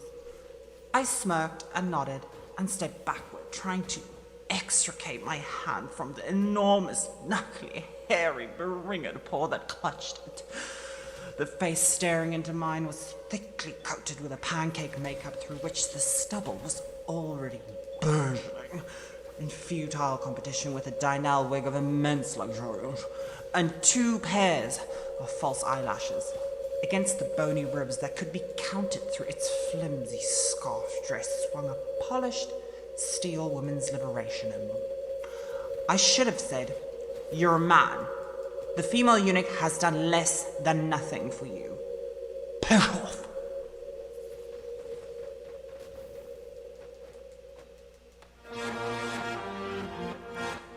Let's go, adult human females.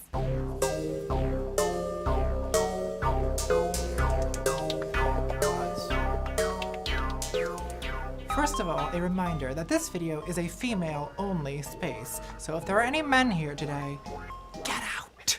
I mean, unless you enjoy watching the very interesting things women do on our own, in which case like, comment, subscribe. So look, it's 2019 and I think most people have heard about TERFs, trans exclusionary radical feminists. You know, these fanatics like Germaine Greer who call trans women it and think trans men are lost lesbian sisters. You guys do know about trans men, right? Male to female is not the only type of transgender person. There's also people who were born, well, people who were assigned. People who are always. People who identify.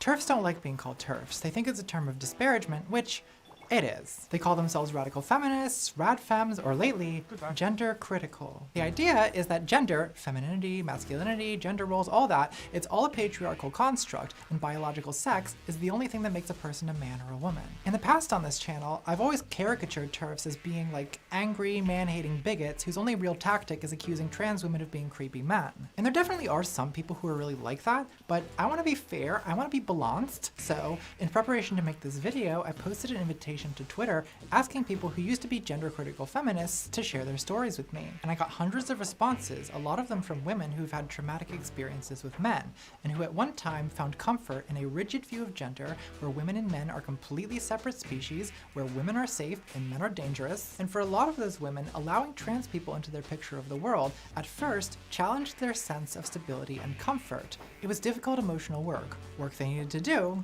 but still difficult. And that makes total sense to me. Like, it's very easy for me to understand why someone would feel that way. So it's not just evil bigots who are attracted to the gender critical worldview. And in this video, I don't just want to parody TERFs. This time, I want to really engage with gender critical ideas in the public arena of free speech, open communication, dialogue, conversation, debate, idea, marketplace, expression, discourse. Maybe I'll even get in touch with my inner rad femme. She's a little shy, sure, but she's here. Not queer, reads a lot of Germaine Greer, and when I am having a dark night of the soul sweaty, she's feeling extra biological, and when the full moon shines, she speaks.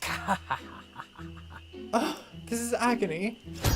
I'm a biological woman trapped in the body of a male narcissist. Can you imagine? Oh, okay, so she's a little out of touch, sure, but she's not a bigot, you know? I'm sure she doesn't hate trans people, she just has a few concerns. You know, it's like you're not even allowed to ask questions anymore, or you're accused of transphobia. We're all just expected to conform to this gender ideology that we, the public, never got a chance to debate. We didn't vote for trans orthodoxy, yet here we are allowing biological males to run rampant in women's spaces, foisting penises on lesbians, and indoctrinating our children with the ludicrous dogma that girls can become boys with a change of costume. Oh, it rattles my chromosomes.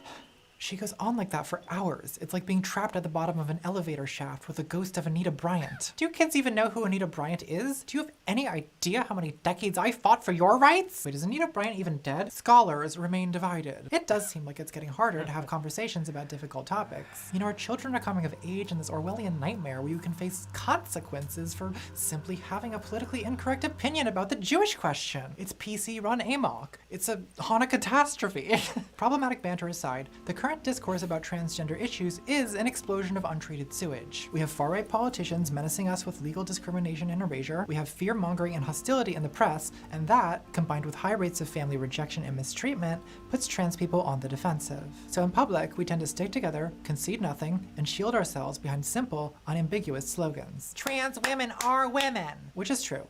We are women. But, ooh, that was a sinister but. Watch out for that. What happens is that people who don't really understand trans issues, in other words, most people, have lots of unanswered questions about the details. And in particular, people who are familiar with feminist theory, but not trans feminism, might wonder things like, how can you be a woman without the oppression experiences of girlhood? In Why other can't words, you just be a second-wave feminine man feminists. instead of equating womanhood with sexist stereotypes? Not in third wave, and we've been in third wave for a while. Why are We're almost misogynistic in fourth gender wave, right? ideologues erasing the vocabulary needed to discuss female oppression? Trans people don't like engaging with these questions because most of the time they're just brandished as weapons against us. You know, it's like when a man asks, if society is so sexist against women, then why is it that men are 97% of combat fatalities, feminazis? Like, you could sit there for 3 hours trying to make a nuanced feminist rebuttal, but wouldn't you rather just eat a bowl of thumbtacks? Because 9 times out of 10, that guy doesn't give a shit about combat fatalities. He's just trolling you to shut down whatever actual point you are making. And the same goes for people telling me, you sure do like wearing nails and makeup. Is that all you think there is to being a woman? Could you define womanhood for me? Like, they don't actually care. They're just trying to make my life worse for 20 minutes. But if you really are sincerely wondering about the answer to these troll questions, and many people are, then you actually need fairly complicated and nuanced answers, which is why they make such good troll questions, because they waste a lot of your time. In this video, I want to take at face value the questions and concerns associated with gender-critical hostility to trans people,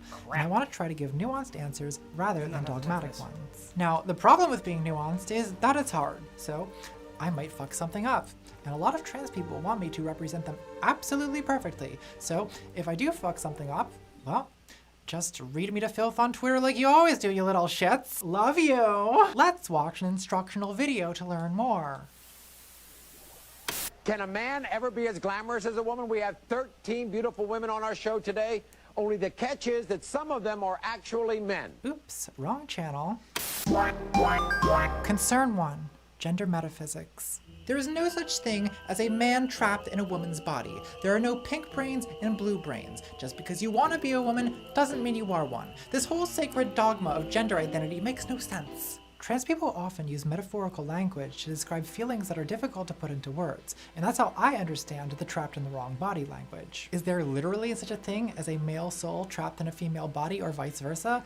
I personally don't believe there is, but I'm a little biased. I sold my soul to a Sudanese businessman and all I got in return was this shitty ketamine habit. As for brains, there is some evidence suggesting a correlation between binary transgender identity and cross-sex brain anatomy, but the evidence really doesn't justify claims about female brains and male bodies or anything like that. Brain differences between men and women are statistical averages of things like gray and white matter density, not, as the term female brain implies, distinct anatomical structures like penises and vaginas. So I personally don't believe in any gender metaphysics at all. I'm kind of an unorthodox trans person, so much for the unquestionable dogma of the trans cult, and that I think of myself as a woman who used to be a man rather than as always having been a woman. But it's important to remember that while I may not fit the typical profile, I am not real and not valid. But in any case, I live as a woman now, and that's kind of just what's happening whether you like it or not, so I'm not sorry. My view is well expressed by Catherine McKinnon. I always thought I don't care how someone becomes a woman or a man. It doesn't matter to me. Anybody who identifies as a woman, wants to be a woman, is going around being a woman, as far as I'm concerned, is a woman. Concern 2. Gender stereotypes. What do you mean you live as a woman? You mean you reinforce oppressive gender stereotypes by putting on nails, makeup, and a fake girly voice? Listen, sweaty. First of all, my girly voice is very fucking real. Second, my clothes, makeup, voice, none of this makes me a woman. No trans woman thinks that femininity and womanhood are the same. Rather, we're using a cultural language of feminine signifiers to prompt others to see us for what we are. Sometimes I get the impression that my cis girlfriends don't really understand why I'm presenting in such a meticulously feminine way. Like, they think I'm wearing ombre lips at 11 a.m. because I'm playing some kind of clout game, which I am, but also, if one person calls me sir, that's gonna ruin my day. So I'm desperately throwing glitter spaghetti at the wall in hopes the light catches some glimmer of womanhood. I think butch or gender nonconforming cis women sometimes side-eye hyperfeminine trans women because they don't identify with this vision of womanhood at all, and they've had to struggle since childhood against a society that's told them they have to be feminine. And I completely sympathize with that. I think there should be more gender freedom, less coercion, less restriction. But also, I've had to fight against the same society that told me I should really, really, really not be this. So I feel like we should be able to form some kind of solidarity here. Concern 3. Abolish gender. But you should be moving beyond the patriarchal constructs of masculinity and femininity, not conforming to them. Real feminism aims to abolish gender, not reinforce it. Abolish gender? Give me just a moment. Hang on. Hello. Is anyone there?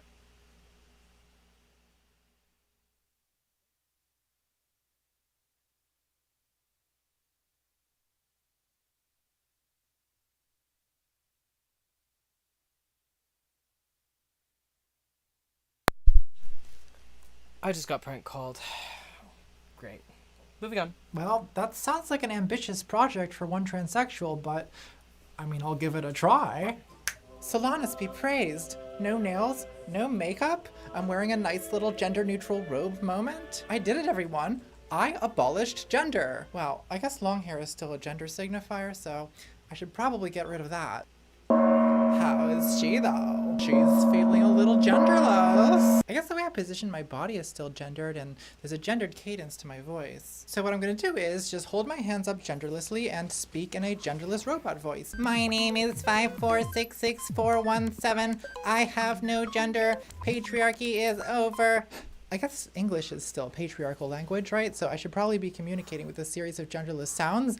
Near, near, near, near, near, near. I can't stand this. Fuck this. Look, maybe abolishing gender is a good idea. Like, wouldn't it be better if your genitals at birth didn't determine what kind of life you could live? But that is a utopian project requiring massive systemic change, kind of like abolish borders. Your utopian pipe dream is valid. And denying trans people their gender identity because abolish gender is kind of like denying citizenship to immigrants because abolish borders. Like, you're targeting the people who are the most vulnerable under the present system and then leveraging that system against them under the pretense of abolishing it. You know, you don't see gender critical feminists and Kim Kardashian's Instagram comments like, "Why are you wearing a dress, Kim, you creepy misogynist? You should be abolishing gender, not reinforcing stereotypes designed to oppress women." No, they don't attack the gender expression of people with power and influence. They're all on Twitter harassing some poor newly out trans woman with 200 followers and calling her a creepy man and mocking her for being feminine ineptly or being too feminine or not being feminine enough. It's almost like when they say abolish gender, what they really mean is abolish trans people. It's almost like this is a hate movement hiding behind a handful of pseudo-feminist platitudes. But surely, I must be missing something. Concern 4.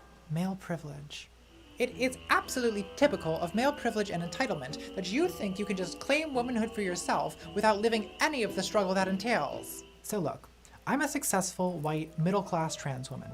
In the grand scheme of things, I'm really not very oppressed. I may not be the 1%, but I am the tranny 1%. So I don't like to complain about every little microaggression I experience because under the circumstances, it just seems a little gauche. And I don't like things that are gauche. But I've had cis feminists of my race and class tell me that I have no idea what it's like to be talked over and interrupted by men. Actually, Kropotkin. Or to experience street harassment, or to have to treat every first date like a potentially life-threatening situation. And it's just bizarre to me that they think that. Like, what do you think my experience in the world is? You think men treat me as their equal? You think street harassers are gonna treat me with dignity and respect because I have a Y chromosome? Hey, beautiful. Where you going, baby? Where you going? Oh, it's tranny. Excuse me, sir, my mistake. Please proceed freely to your destination. Come on, people, use your heads. When you have Jermaine Greer calling trans women it, what do you think the guy in the steps of the liquor store is gonna say? When a trans woman doesn't pass, it's not like society simply treats her like a man. No, you get treated as monster gender, pronouns it and spit, and male privilege is not a good description of that experience at all. Once you start passing as a woman, it's really a step up, even though women get treated bad, because it's still better to be a she than an it. Now, gender-critical feminists are really skeptical of the whole notion of passing. They think they can always clock a tran, and they assume everyone else can too. But that's just not reality. I mean, I'm only a year and a half into my transition, and at this point I've had 0 surgeries, and it's been like 6 months since I was last misgendered offline. I mean, a person with a good eye for it will probably clock me. And maybe a lot of people have just been indoctrinated into politically correct gender ideology, but like, you really think the gas station attendant and the nail technicians and the heating and plumbing guy are all calling me miss and ma'am because of postmodernism? I know some of you are gonna sneak off to your shitty little radfem forums and obsess over how manly and clockable I am, but like, at the end of the day, what am I gonna trust? The deranged hate posting of 25 frothing anons, or every social interaction I've had for months? I'm so sorry you can't handle that I'm natural fish. I'm ahi tuna and you're mackerel sweaty. Take a fucking sip, babes. I love that. Concern 5. Male socialization. So you had a male upbringing, you never experienced the traumas of girlhood, you benefited from male privilege for decades, and now you think none of that matters? You are who you are because of how you were socialized, not because of how you dress. Alright, it's time to crack open the nuance.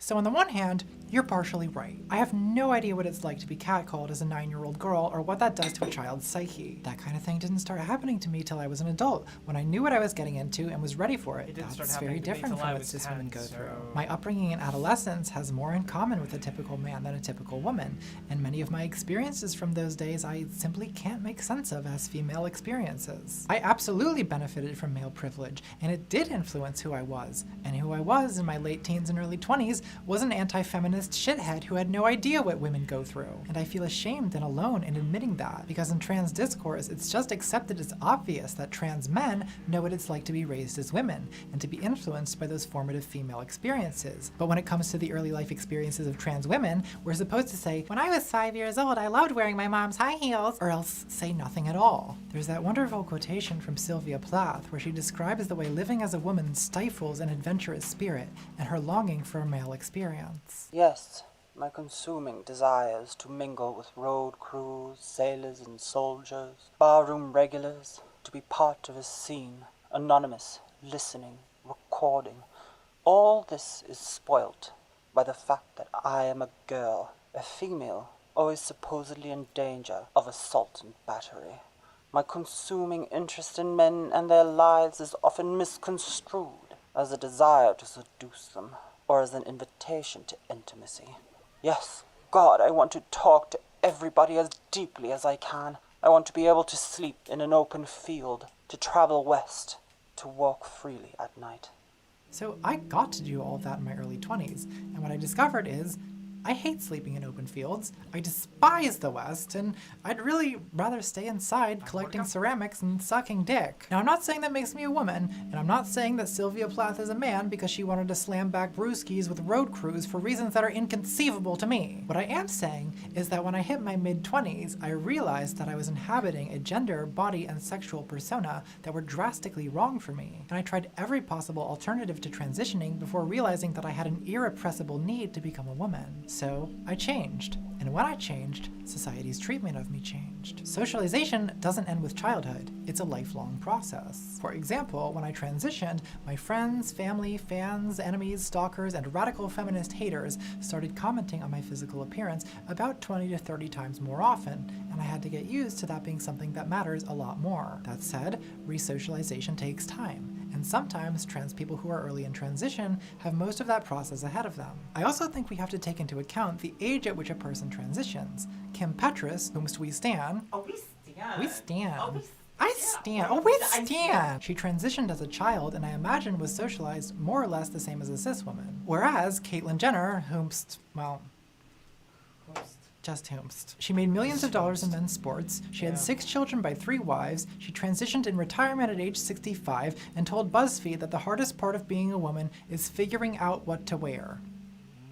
This is the only trans woman most people have heard of. It makes me want to cry. Like, I'm not saying that Caitlyn Jenner isn't a woman, but I am saying that anyone who wants to argue that male privilege hasn't shaped her perspective doesn't have a leg to stand on. But also, trans women often don't experience male socialization the way cis men do. Many trans women are feminine and queer before they transition and have always experienced a kind of femphobia that is rooted in misogyny. Some trans women also identified as women years before transitioning and internalized society's messaging about women more than society's messaging about men. Now, that's still not the same as living in society as a girl from birth, but it's also pretty different from the socialization of most cis men. I think the reason some trans women feel the need to argue that trans women never experience male privilege is that a lot of TERFs use male privilege as a proxy for calling us men.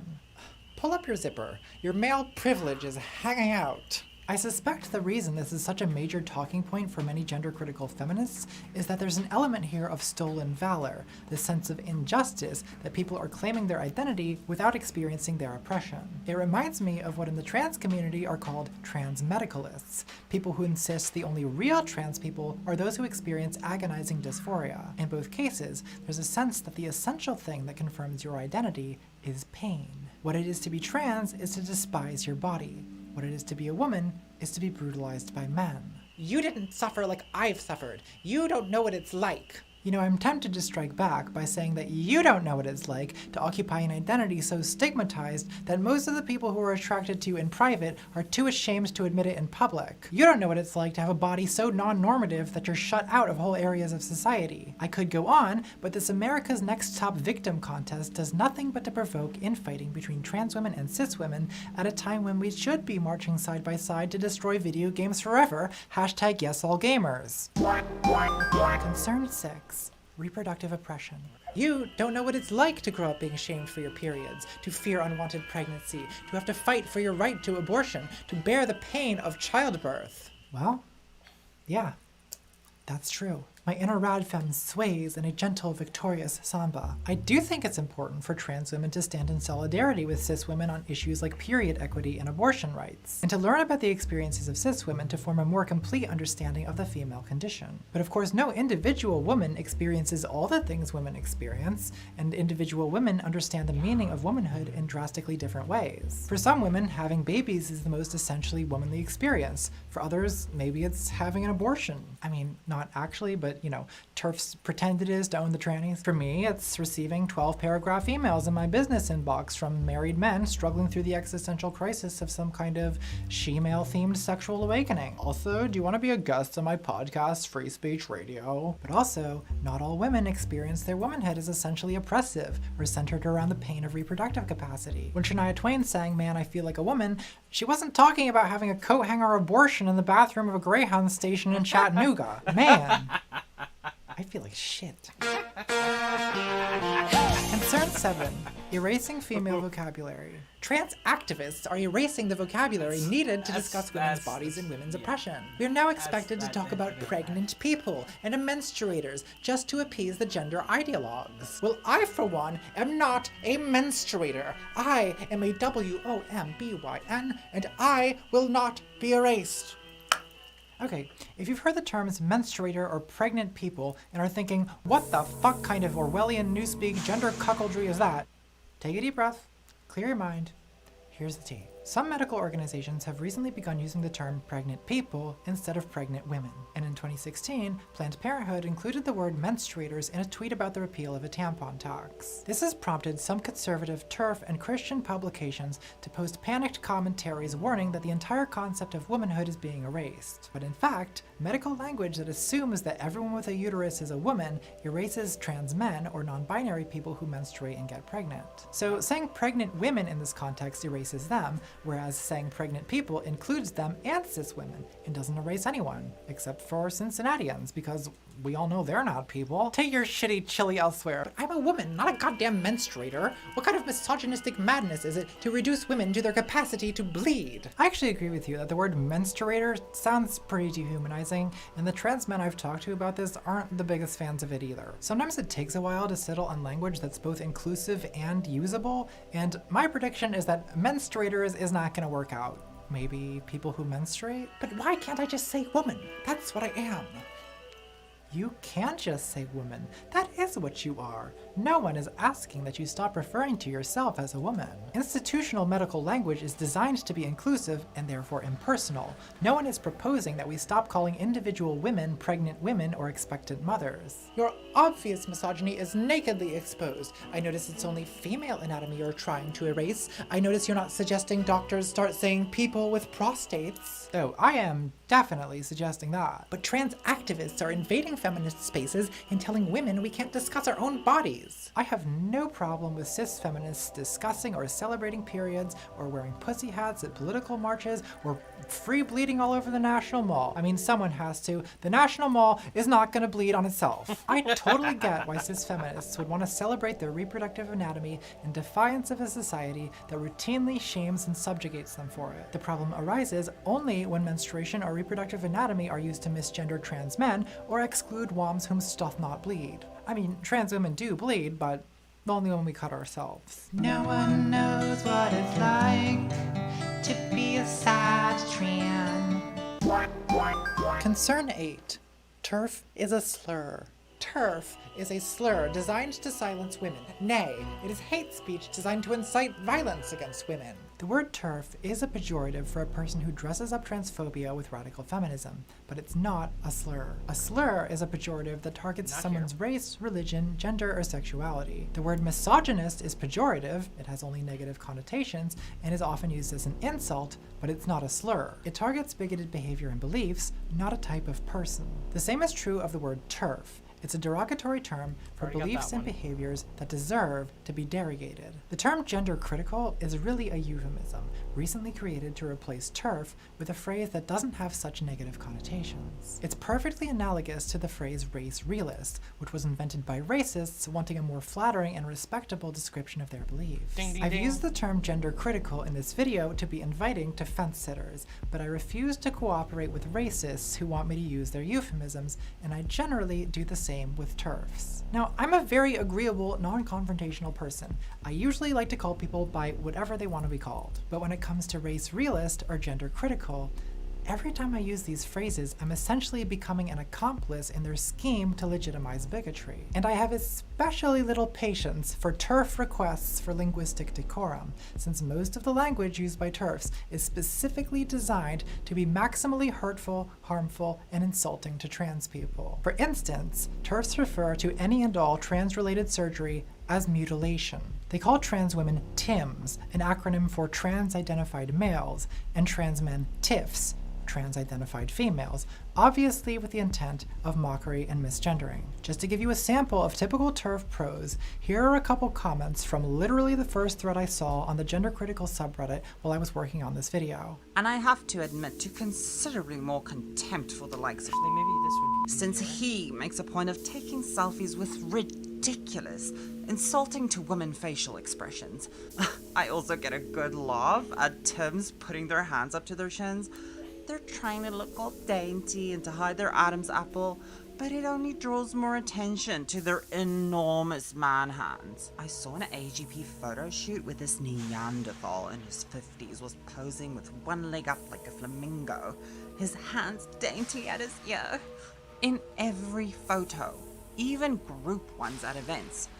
Now I was just grossed out. So there it is. That's what this is really about. In this video, I've gone through a list of gender critical concerns, and I've provided responses I hope the average person will find fair, but I would be lying to you by omission if I were to end this video without being real with you about what the core of the gender critical movement is actually about. See, what TERFs do in public is advance what, on the surface, are a series of feminist critiques of trans people. For example, the critique that hyperfeminine trans women are reinforcing misogynistic stereotypes designed to oppress women. At a glance, this appears to be a critique of the way some trans women behave and present themselves. But in the next breath, these same TERFs will argue that trans women are mannish, unfeminine perverts who are forcing masculinity into female spaces. So if trans women being feminine is bad, and trans women being masculine is bad, then there really is no way that trans women could behave that TERFs would accept. So in fact, what TERFs really oppose is not trans women being feminine or trans women being masculine,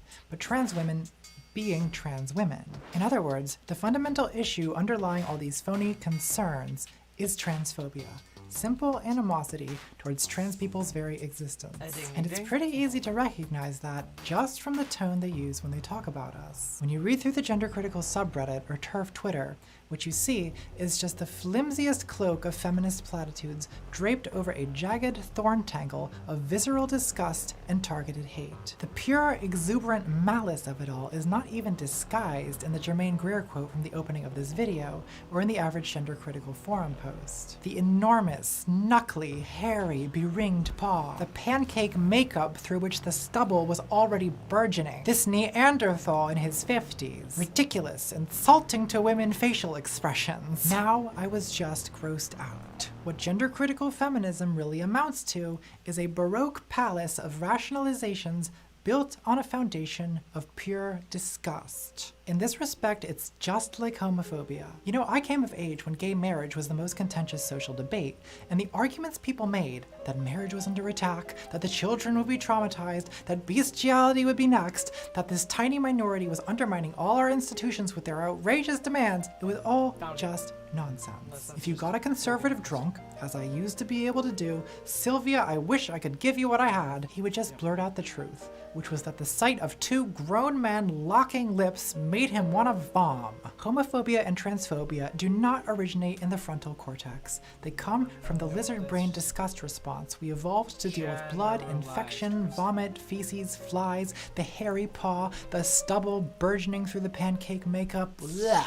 It's a disgust I can recognize at a glance, because it's the same disgust I felt toward myself for years. It's the disgust I felt when I clocked a trans woman on the L platform in Chicago 5 years ago and decided then and there to abandon my first attempt at transition. It's the disgust I still struggle against every day. It's the disgust that's always at the bottom of transphobia, because transphobia is always the same. It always comes from the same place, and it's always expressed in the same kinds of ways. I recently rewatched that classic viral video from an old episode of Cops, where a police officer humiliates a Native American trans woman named Stephanie Yellowhair. The power-tripping cop demands to see her ID, misgenders her, dead names her, mocks her clothes and makeup, and calls her a crossdresser. It's all so repetitive and familiar. It's the same arsenal of petty sadism you see in the right-wing press, on 4chan, on doxing forums, on gender-critical Reddit. It's all the same. What everyone remembers about Stephanie Yellowhair is her unbreakable wit and confidence in the face of transphobic abuse. The single most iconic moment is when, after being grilled in the back of the cop car amid a flurry of dead naming and misgendering, she glances back at the cop and says, "Excuse my beauty." Excuse your beauty. Okay. And that, right there, is the single greatest quality of trans feminine culture. The resilience of trans women, the assumption of a regal posture, and even the most abject conditions. And that's really all you can do, because there's just no reasoning a transphobe out of bigotry. So, to any diehard gender-critical feminists still watching this, what else can I say, except, on behalf of all trans women, excuse my beauty. TERF.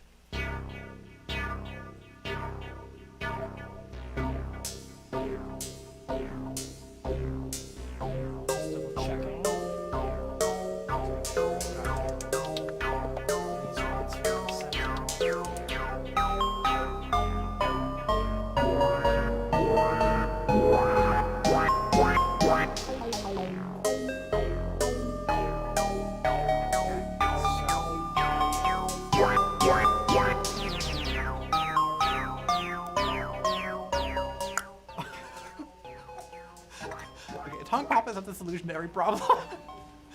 Or is it? I posted an invitation to Twitter for people who used to be gender-critical feminists to shoot me in the back of the head. Okay. It's PC run AMAC.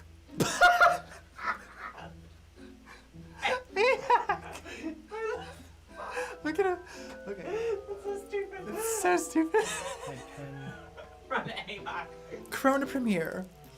The TERF beer of choice. My chromosomes need to unwind after a hard day of hating trans people. It is absolutely these titties. I just saw them and I just lost it. It's just what? Okay. I am a WMBYN.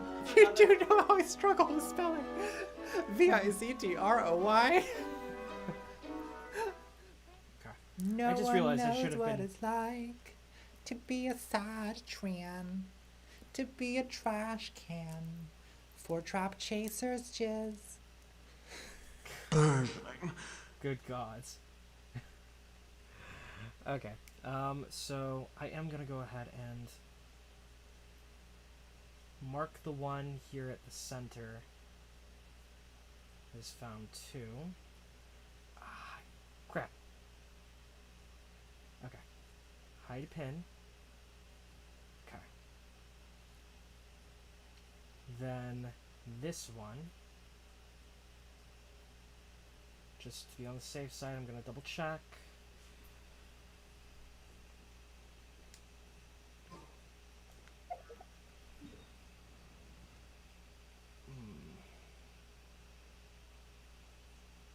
Okay, we're gonna listen to her video Justice Part 1 next. That's going.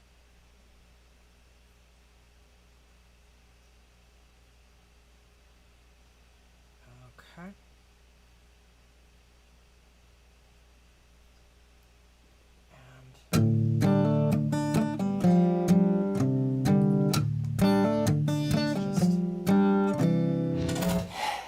All right, so what are we looking at? What new hell have we sunk to now here in the United States of... They ask you how you are, you just have to say that you're fine when you're not really fine. You just can't get into it because they would never understand. Well, it's a Kentucky police patrol car with a Blue Lives Matter thin blue line Punisher skull on the hood. Oh, thank you, Krotos. There's a lot to unpack here.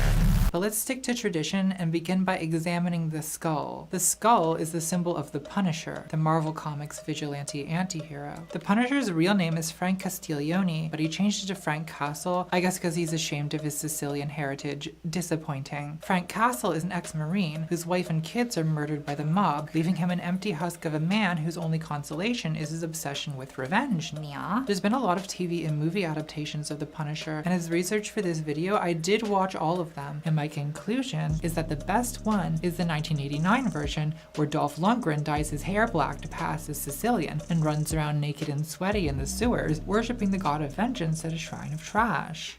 You know, just like the police do. Hi, I'm Natalie, creator of Catra Points. And no, I'm not a cat girl, I'm a cat woman. I'm sorry you're intimidated by that. Look, I'm tired of only being valued for my petite, heterosexual body. I'd like to be recognized for my worth as a mother, as a wife, and as a woman with values. Just kidding, I'm trash. Let's talk about justice, Ulu. Justice is when I get lots of head pats. Yeah. The Punisher's main quest is to kill all the mobsters who murdered his family, but once he gets revenge, he can't stop killing, because it's the only thing that gives meaning to his shitty life, so he wages a one-man war on organized crime. But no matter how many bad guys he kills, it's never enough, because new criminals just come along and take the place of the old ones. It's like a cycle where violence begets violence and nothing ever really changes. It's almost like this comic book is trying to tell us something about the nature of crime and punishment. But you know what? Let's not overthink this. Sure, just slap a giant skull on the car. Great. Perfect. Are we the baddies? Look, maybe you're assuming I'm one of these libtarded, Antifa sympathizing, big government anarchists who sits behind my iPhone with my latte criticizing the police, even though I could never do a job 1/10 as difficult as theirs. And to that I say, how dare you assume things that are entirely correct? This is, excuse me, a damn fine cup of coffee. There's just nothing better than waking up in the morning and having the first dose of the chemical you're addicted to. They tried to make me go to rehab. I said, Nya, Nya. Yeah. Like, you seem like a reasonable person, a person of science, a seasoned vendor at the free marketplace of ideas gorge. And as a reasonable person, I'm sure you wouldn't dismiss my argument just because I happen to enjoy head pats. As Socrates once said, 2 + 2 is 4 is equally true whether uttered by a philosopher king or a peasant knave. Or a neko mimi. Kawaii dates? Okay, that is not a real quote. Is this problematic? Cringe culture is dead and we have killed it. This is beyond cringe. This is cursed, children, cursed. So actually Socrates didn't say this quote, I just made it up, but that just proves the point I'm making, so maybe you should hear me out. Yeah. I'm making this video at a time when hundreds of videos of police brutality are being shared on social media, spurring on a movement to abolish police and prisons. And at the same time, there's a growing culture of online vigilantism, where justice is taken into the hands of Twitter mobs demanding accountability and consequences for bad behavior. All of this raises a lot of questions. Questions like, what should the consequences be for bad behavior? Who should impose these consequences? And under what circumstances? And for what purpose? If we were to abolish police and prisons, what would take their place? Oh my god, these contacts. I'm literally doing a whole video with fucking sideways cat eyes. Ridiculous. Why don't we start with the basics and ask ourselves, what is justice, Socrates? It's a question philosophers have pondered for thousands of years, with no conclusive answers. I think I can probably figure this out in a YouTube video, because the philosophers were dummies, and I am very smart. Yeah. Ra Rasputin. 1. Revenge.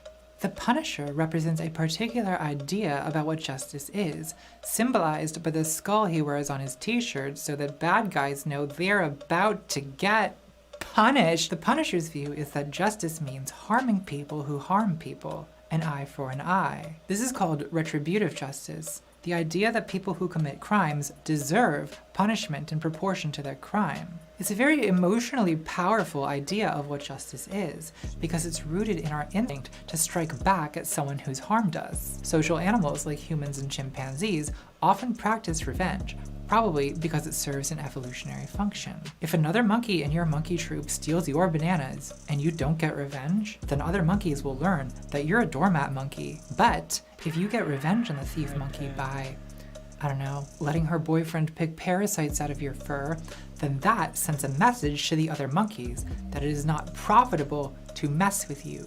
So our little monkey brains have evolved a taste for vengeance. And even in cases where it doesn't actually benefit us, our desire for retribution is strong, and our little monkey brains reward us with a pleasant feeling of catharsis when justice of this kind is served. So of course, there's a lot of content out there devoted to scratching this itch. For example, there's a subreddit called r/justice-served with 1.5 million subscribers. I first found Justice Served when the popular feed showed me this post of 2 teenage thieves stripped naked, humiliated, and photographed as punishment. And all this celebrated under the heading Police Justice. In fact, before the murder of George Floyd by police, the description of the community was, now with 20% more police brutality. Fun fact, this ain't it, Chief. Okay. Period. Full stop. That's the tweet. Of course, I subscribed to Justice Served right away, thinking someone should be keeping an eye on these people. Here's a typical Justice Served post. Woman sets PEDO husband on fire after catching him RAPE 7-year-old daughter. Titled, "This man got what he deserved." Instant regret. Predator exposed. To be honest, when I wrote this part of the script, I forgot I was going to be wearing cat ears. I'm really out here trying to have a conversation about immolating sex offenders while dressed like a aging bargain bin Belle Delphine impersonator. Well, dress for the job you want. I mean, whomst amongst us wouldn't set their husband on fire under those circumstances, right? Let's look at the comments on that post though. Let's read the room. She's a hero in my opinion. Should have had it live on television. Give her a medal. Give her 2 medals. So most people are in favor of setting predators ablaze, but you know, there's always a couple buzzkills in there whining as usual about, oh, maybe we shouldn't be cheering on burning people alive with no due process and no evidence. Lots of men like to fuck my wife because I'm too busy crying about due process. But those people get shouted down pretty fast. They get called pedo simps. Pedo simp. So Justice Served is a community for people to gather together and bond over our shared love of extrajudicial violence. But of course, there's always someone who takes it a little too far. On this video of a thief being kicked in the head until his face is a bloody pulp, one commenter says, "That's a justice boner for me. I dream of the day I catch the thieves that stole from me and kick the life out of them." Oh. God. Criminal fail. Prank gone wrong. So, when the righteous zeal for justice becomes the cloak of bloodlust, that is off-putting to some people. As one disgruntled former Justice Served subscriber put it, "I wanted to see stories and videos of assholes getting their comeuppance. Instead, I got bombarded with an angry, toxic moral absolutism. Everything is black and white with them. If you don't support mutilating someone beyond repair, then you must support giving them a slap on the wrist and letting them fuck your wife." Unsubscribed. But even this liberal cuckold still wanted to watch videos of assholes getting their comeuppance. I think pretty much everyone is capable of enjoying some version of this type of content. There's a lot of subgenres. You've got justice porn, play stupid games, win stupid prizes, instant karma, bad parking revenge, predator poaching, What do you just shoot me? serial killer sentenced to death and the whole train clapped, instant justice was served, karma fails, stupid people getting what they deserved. Karma, a lot of this content has kind of a right-wing feel to it. Unmarked police justice, criminal gets shot after fighting cop, home invader takes shotgun blast to the balls. Arizona. Just Arizona. What more is there to say? Arizona. Justice served. Punished. It reminds me of NRA people who spend 10 hours a day fantasizing about how they're gonna kill home intruders with the gun they keep in the bathroom. But I don't think this longing for retribution is distinctively right-wing. Left-wing people have the exact same emotional response. They just have it in different situations. Think about the jubilation on Twitter when they get a racist Karen fired. Remember that ugly hag Lisa who harassed a black man in front of an apartment building? Karma. And she got her husband fired. Dumb bitch really should have minded her business. Love to see it. She will probably end up with community service and a fine, but I would love to see her in jail for at least 6 months. Firing them was not enough. Life in prison. Life in prison. An example I personally enjoy is that video of Daniel Holtzclaw, the cop who abused his power to sexually assault a series of black women, crying in court as he's sentenced to serve 263 years in prison. He just cannot believe that he's actually facing consequences for this. And of course, there's the much savored vigilante punching of Nazi Richard Spencer. Let's watch it now. Please try not to enjoy this. Remember, this is purely for educational, monetizable purposes. It's Pepe's become kind of a symbol.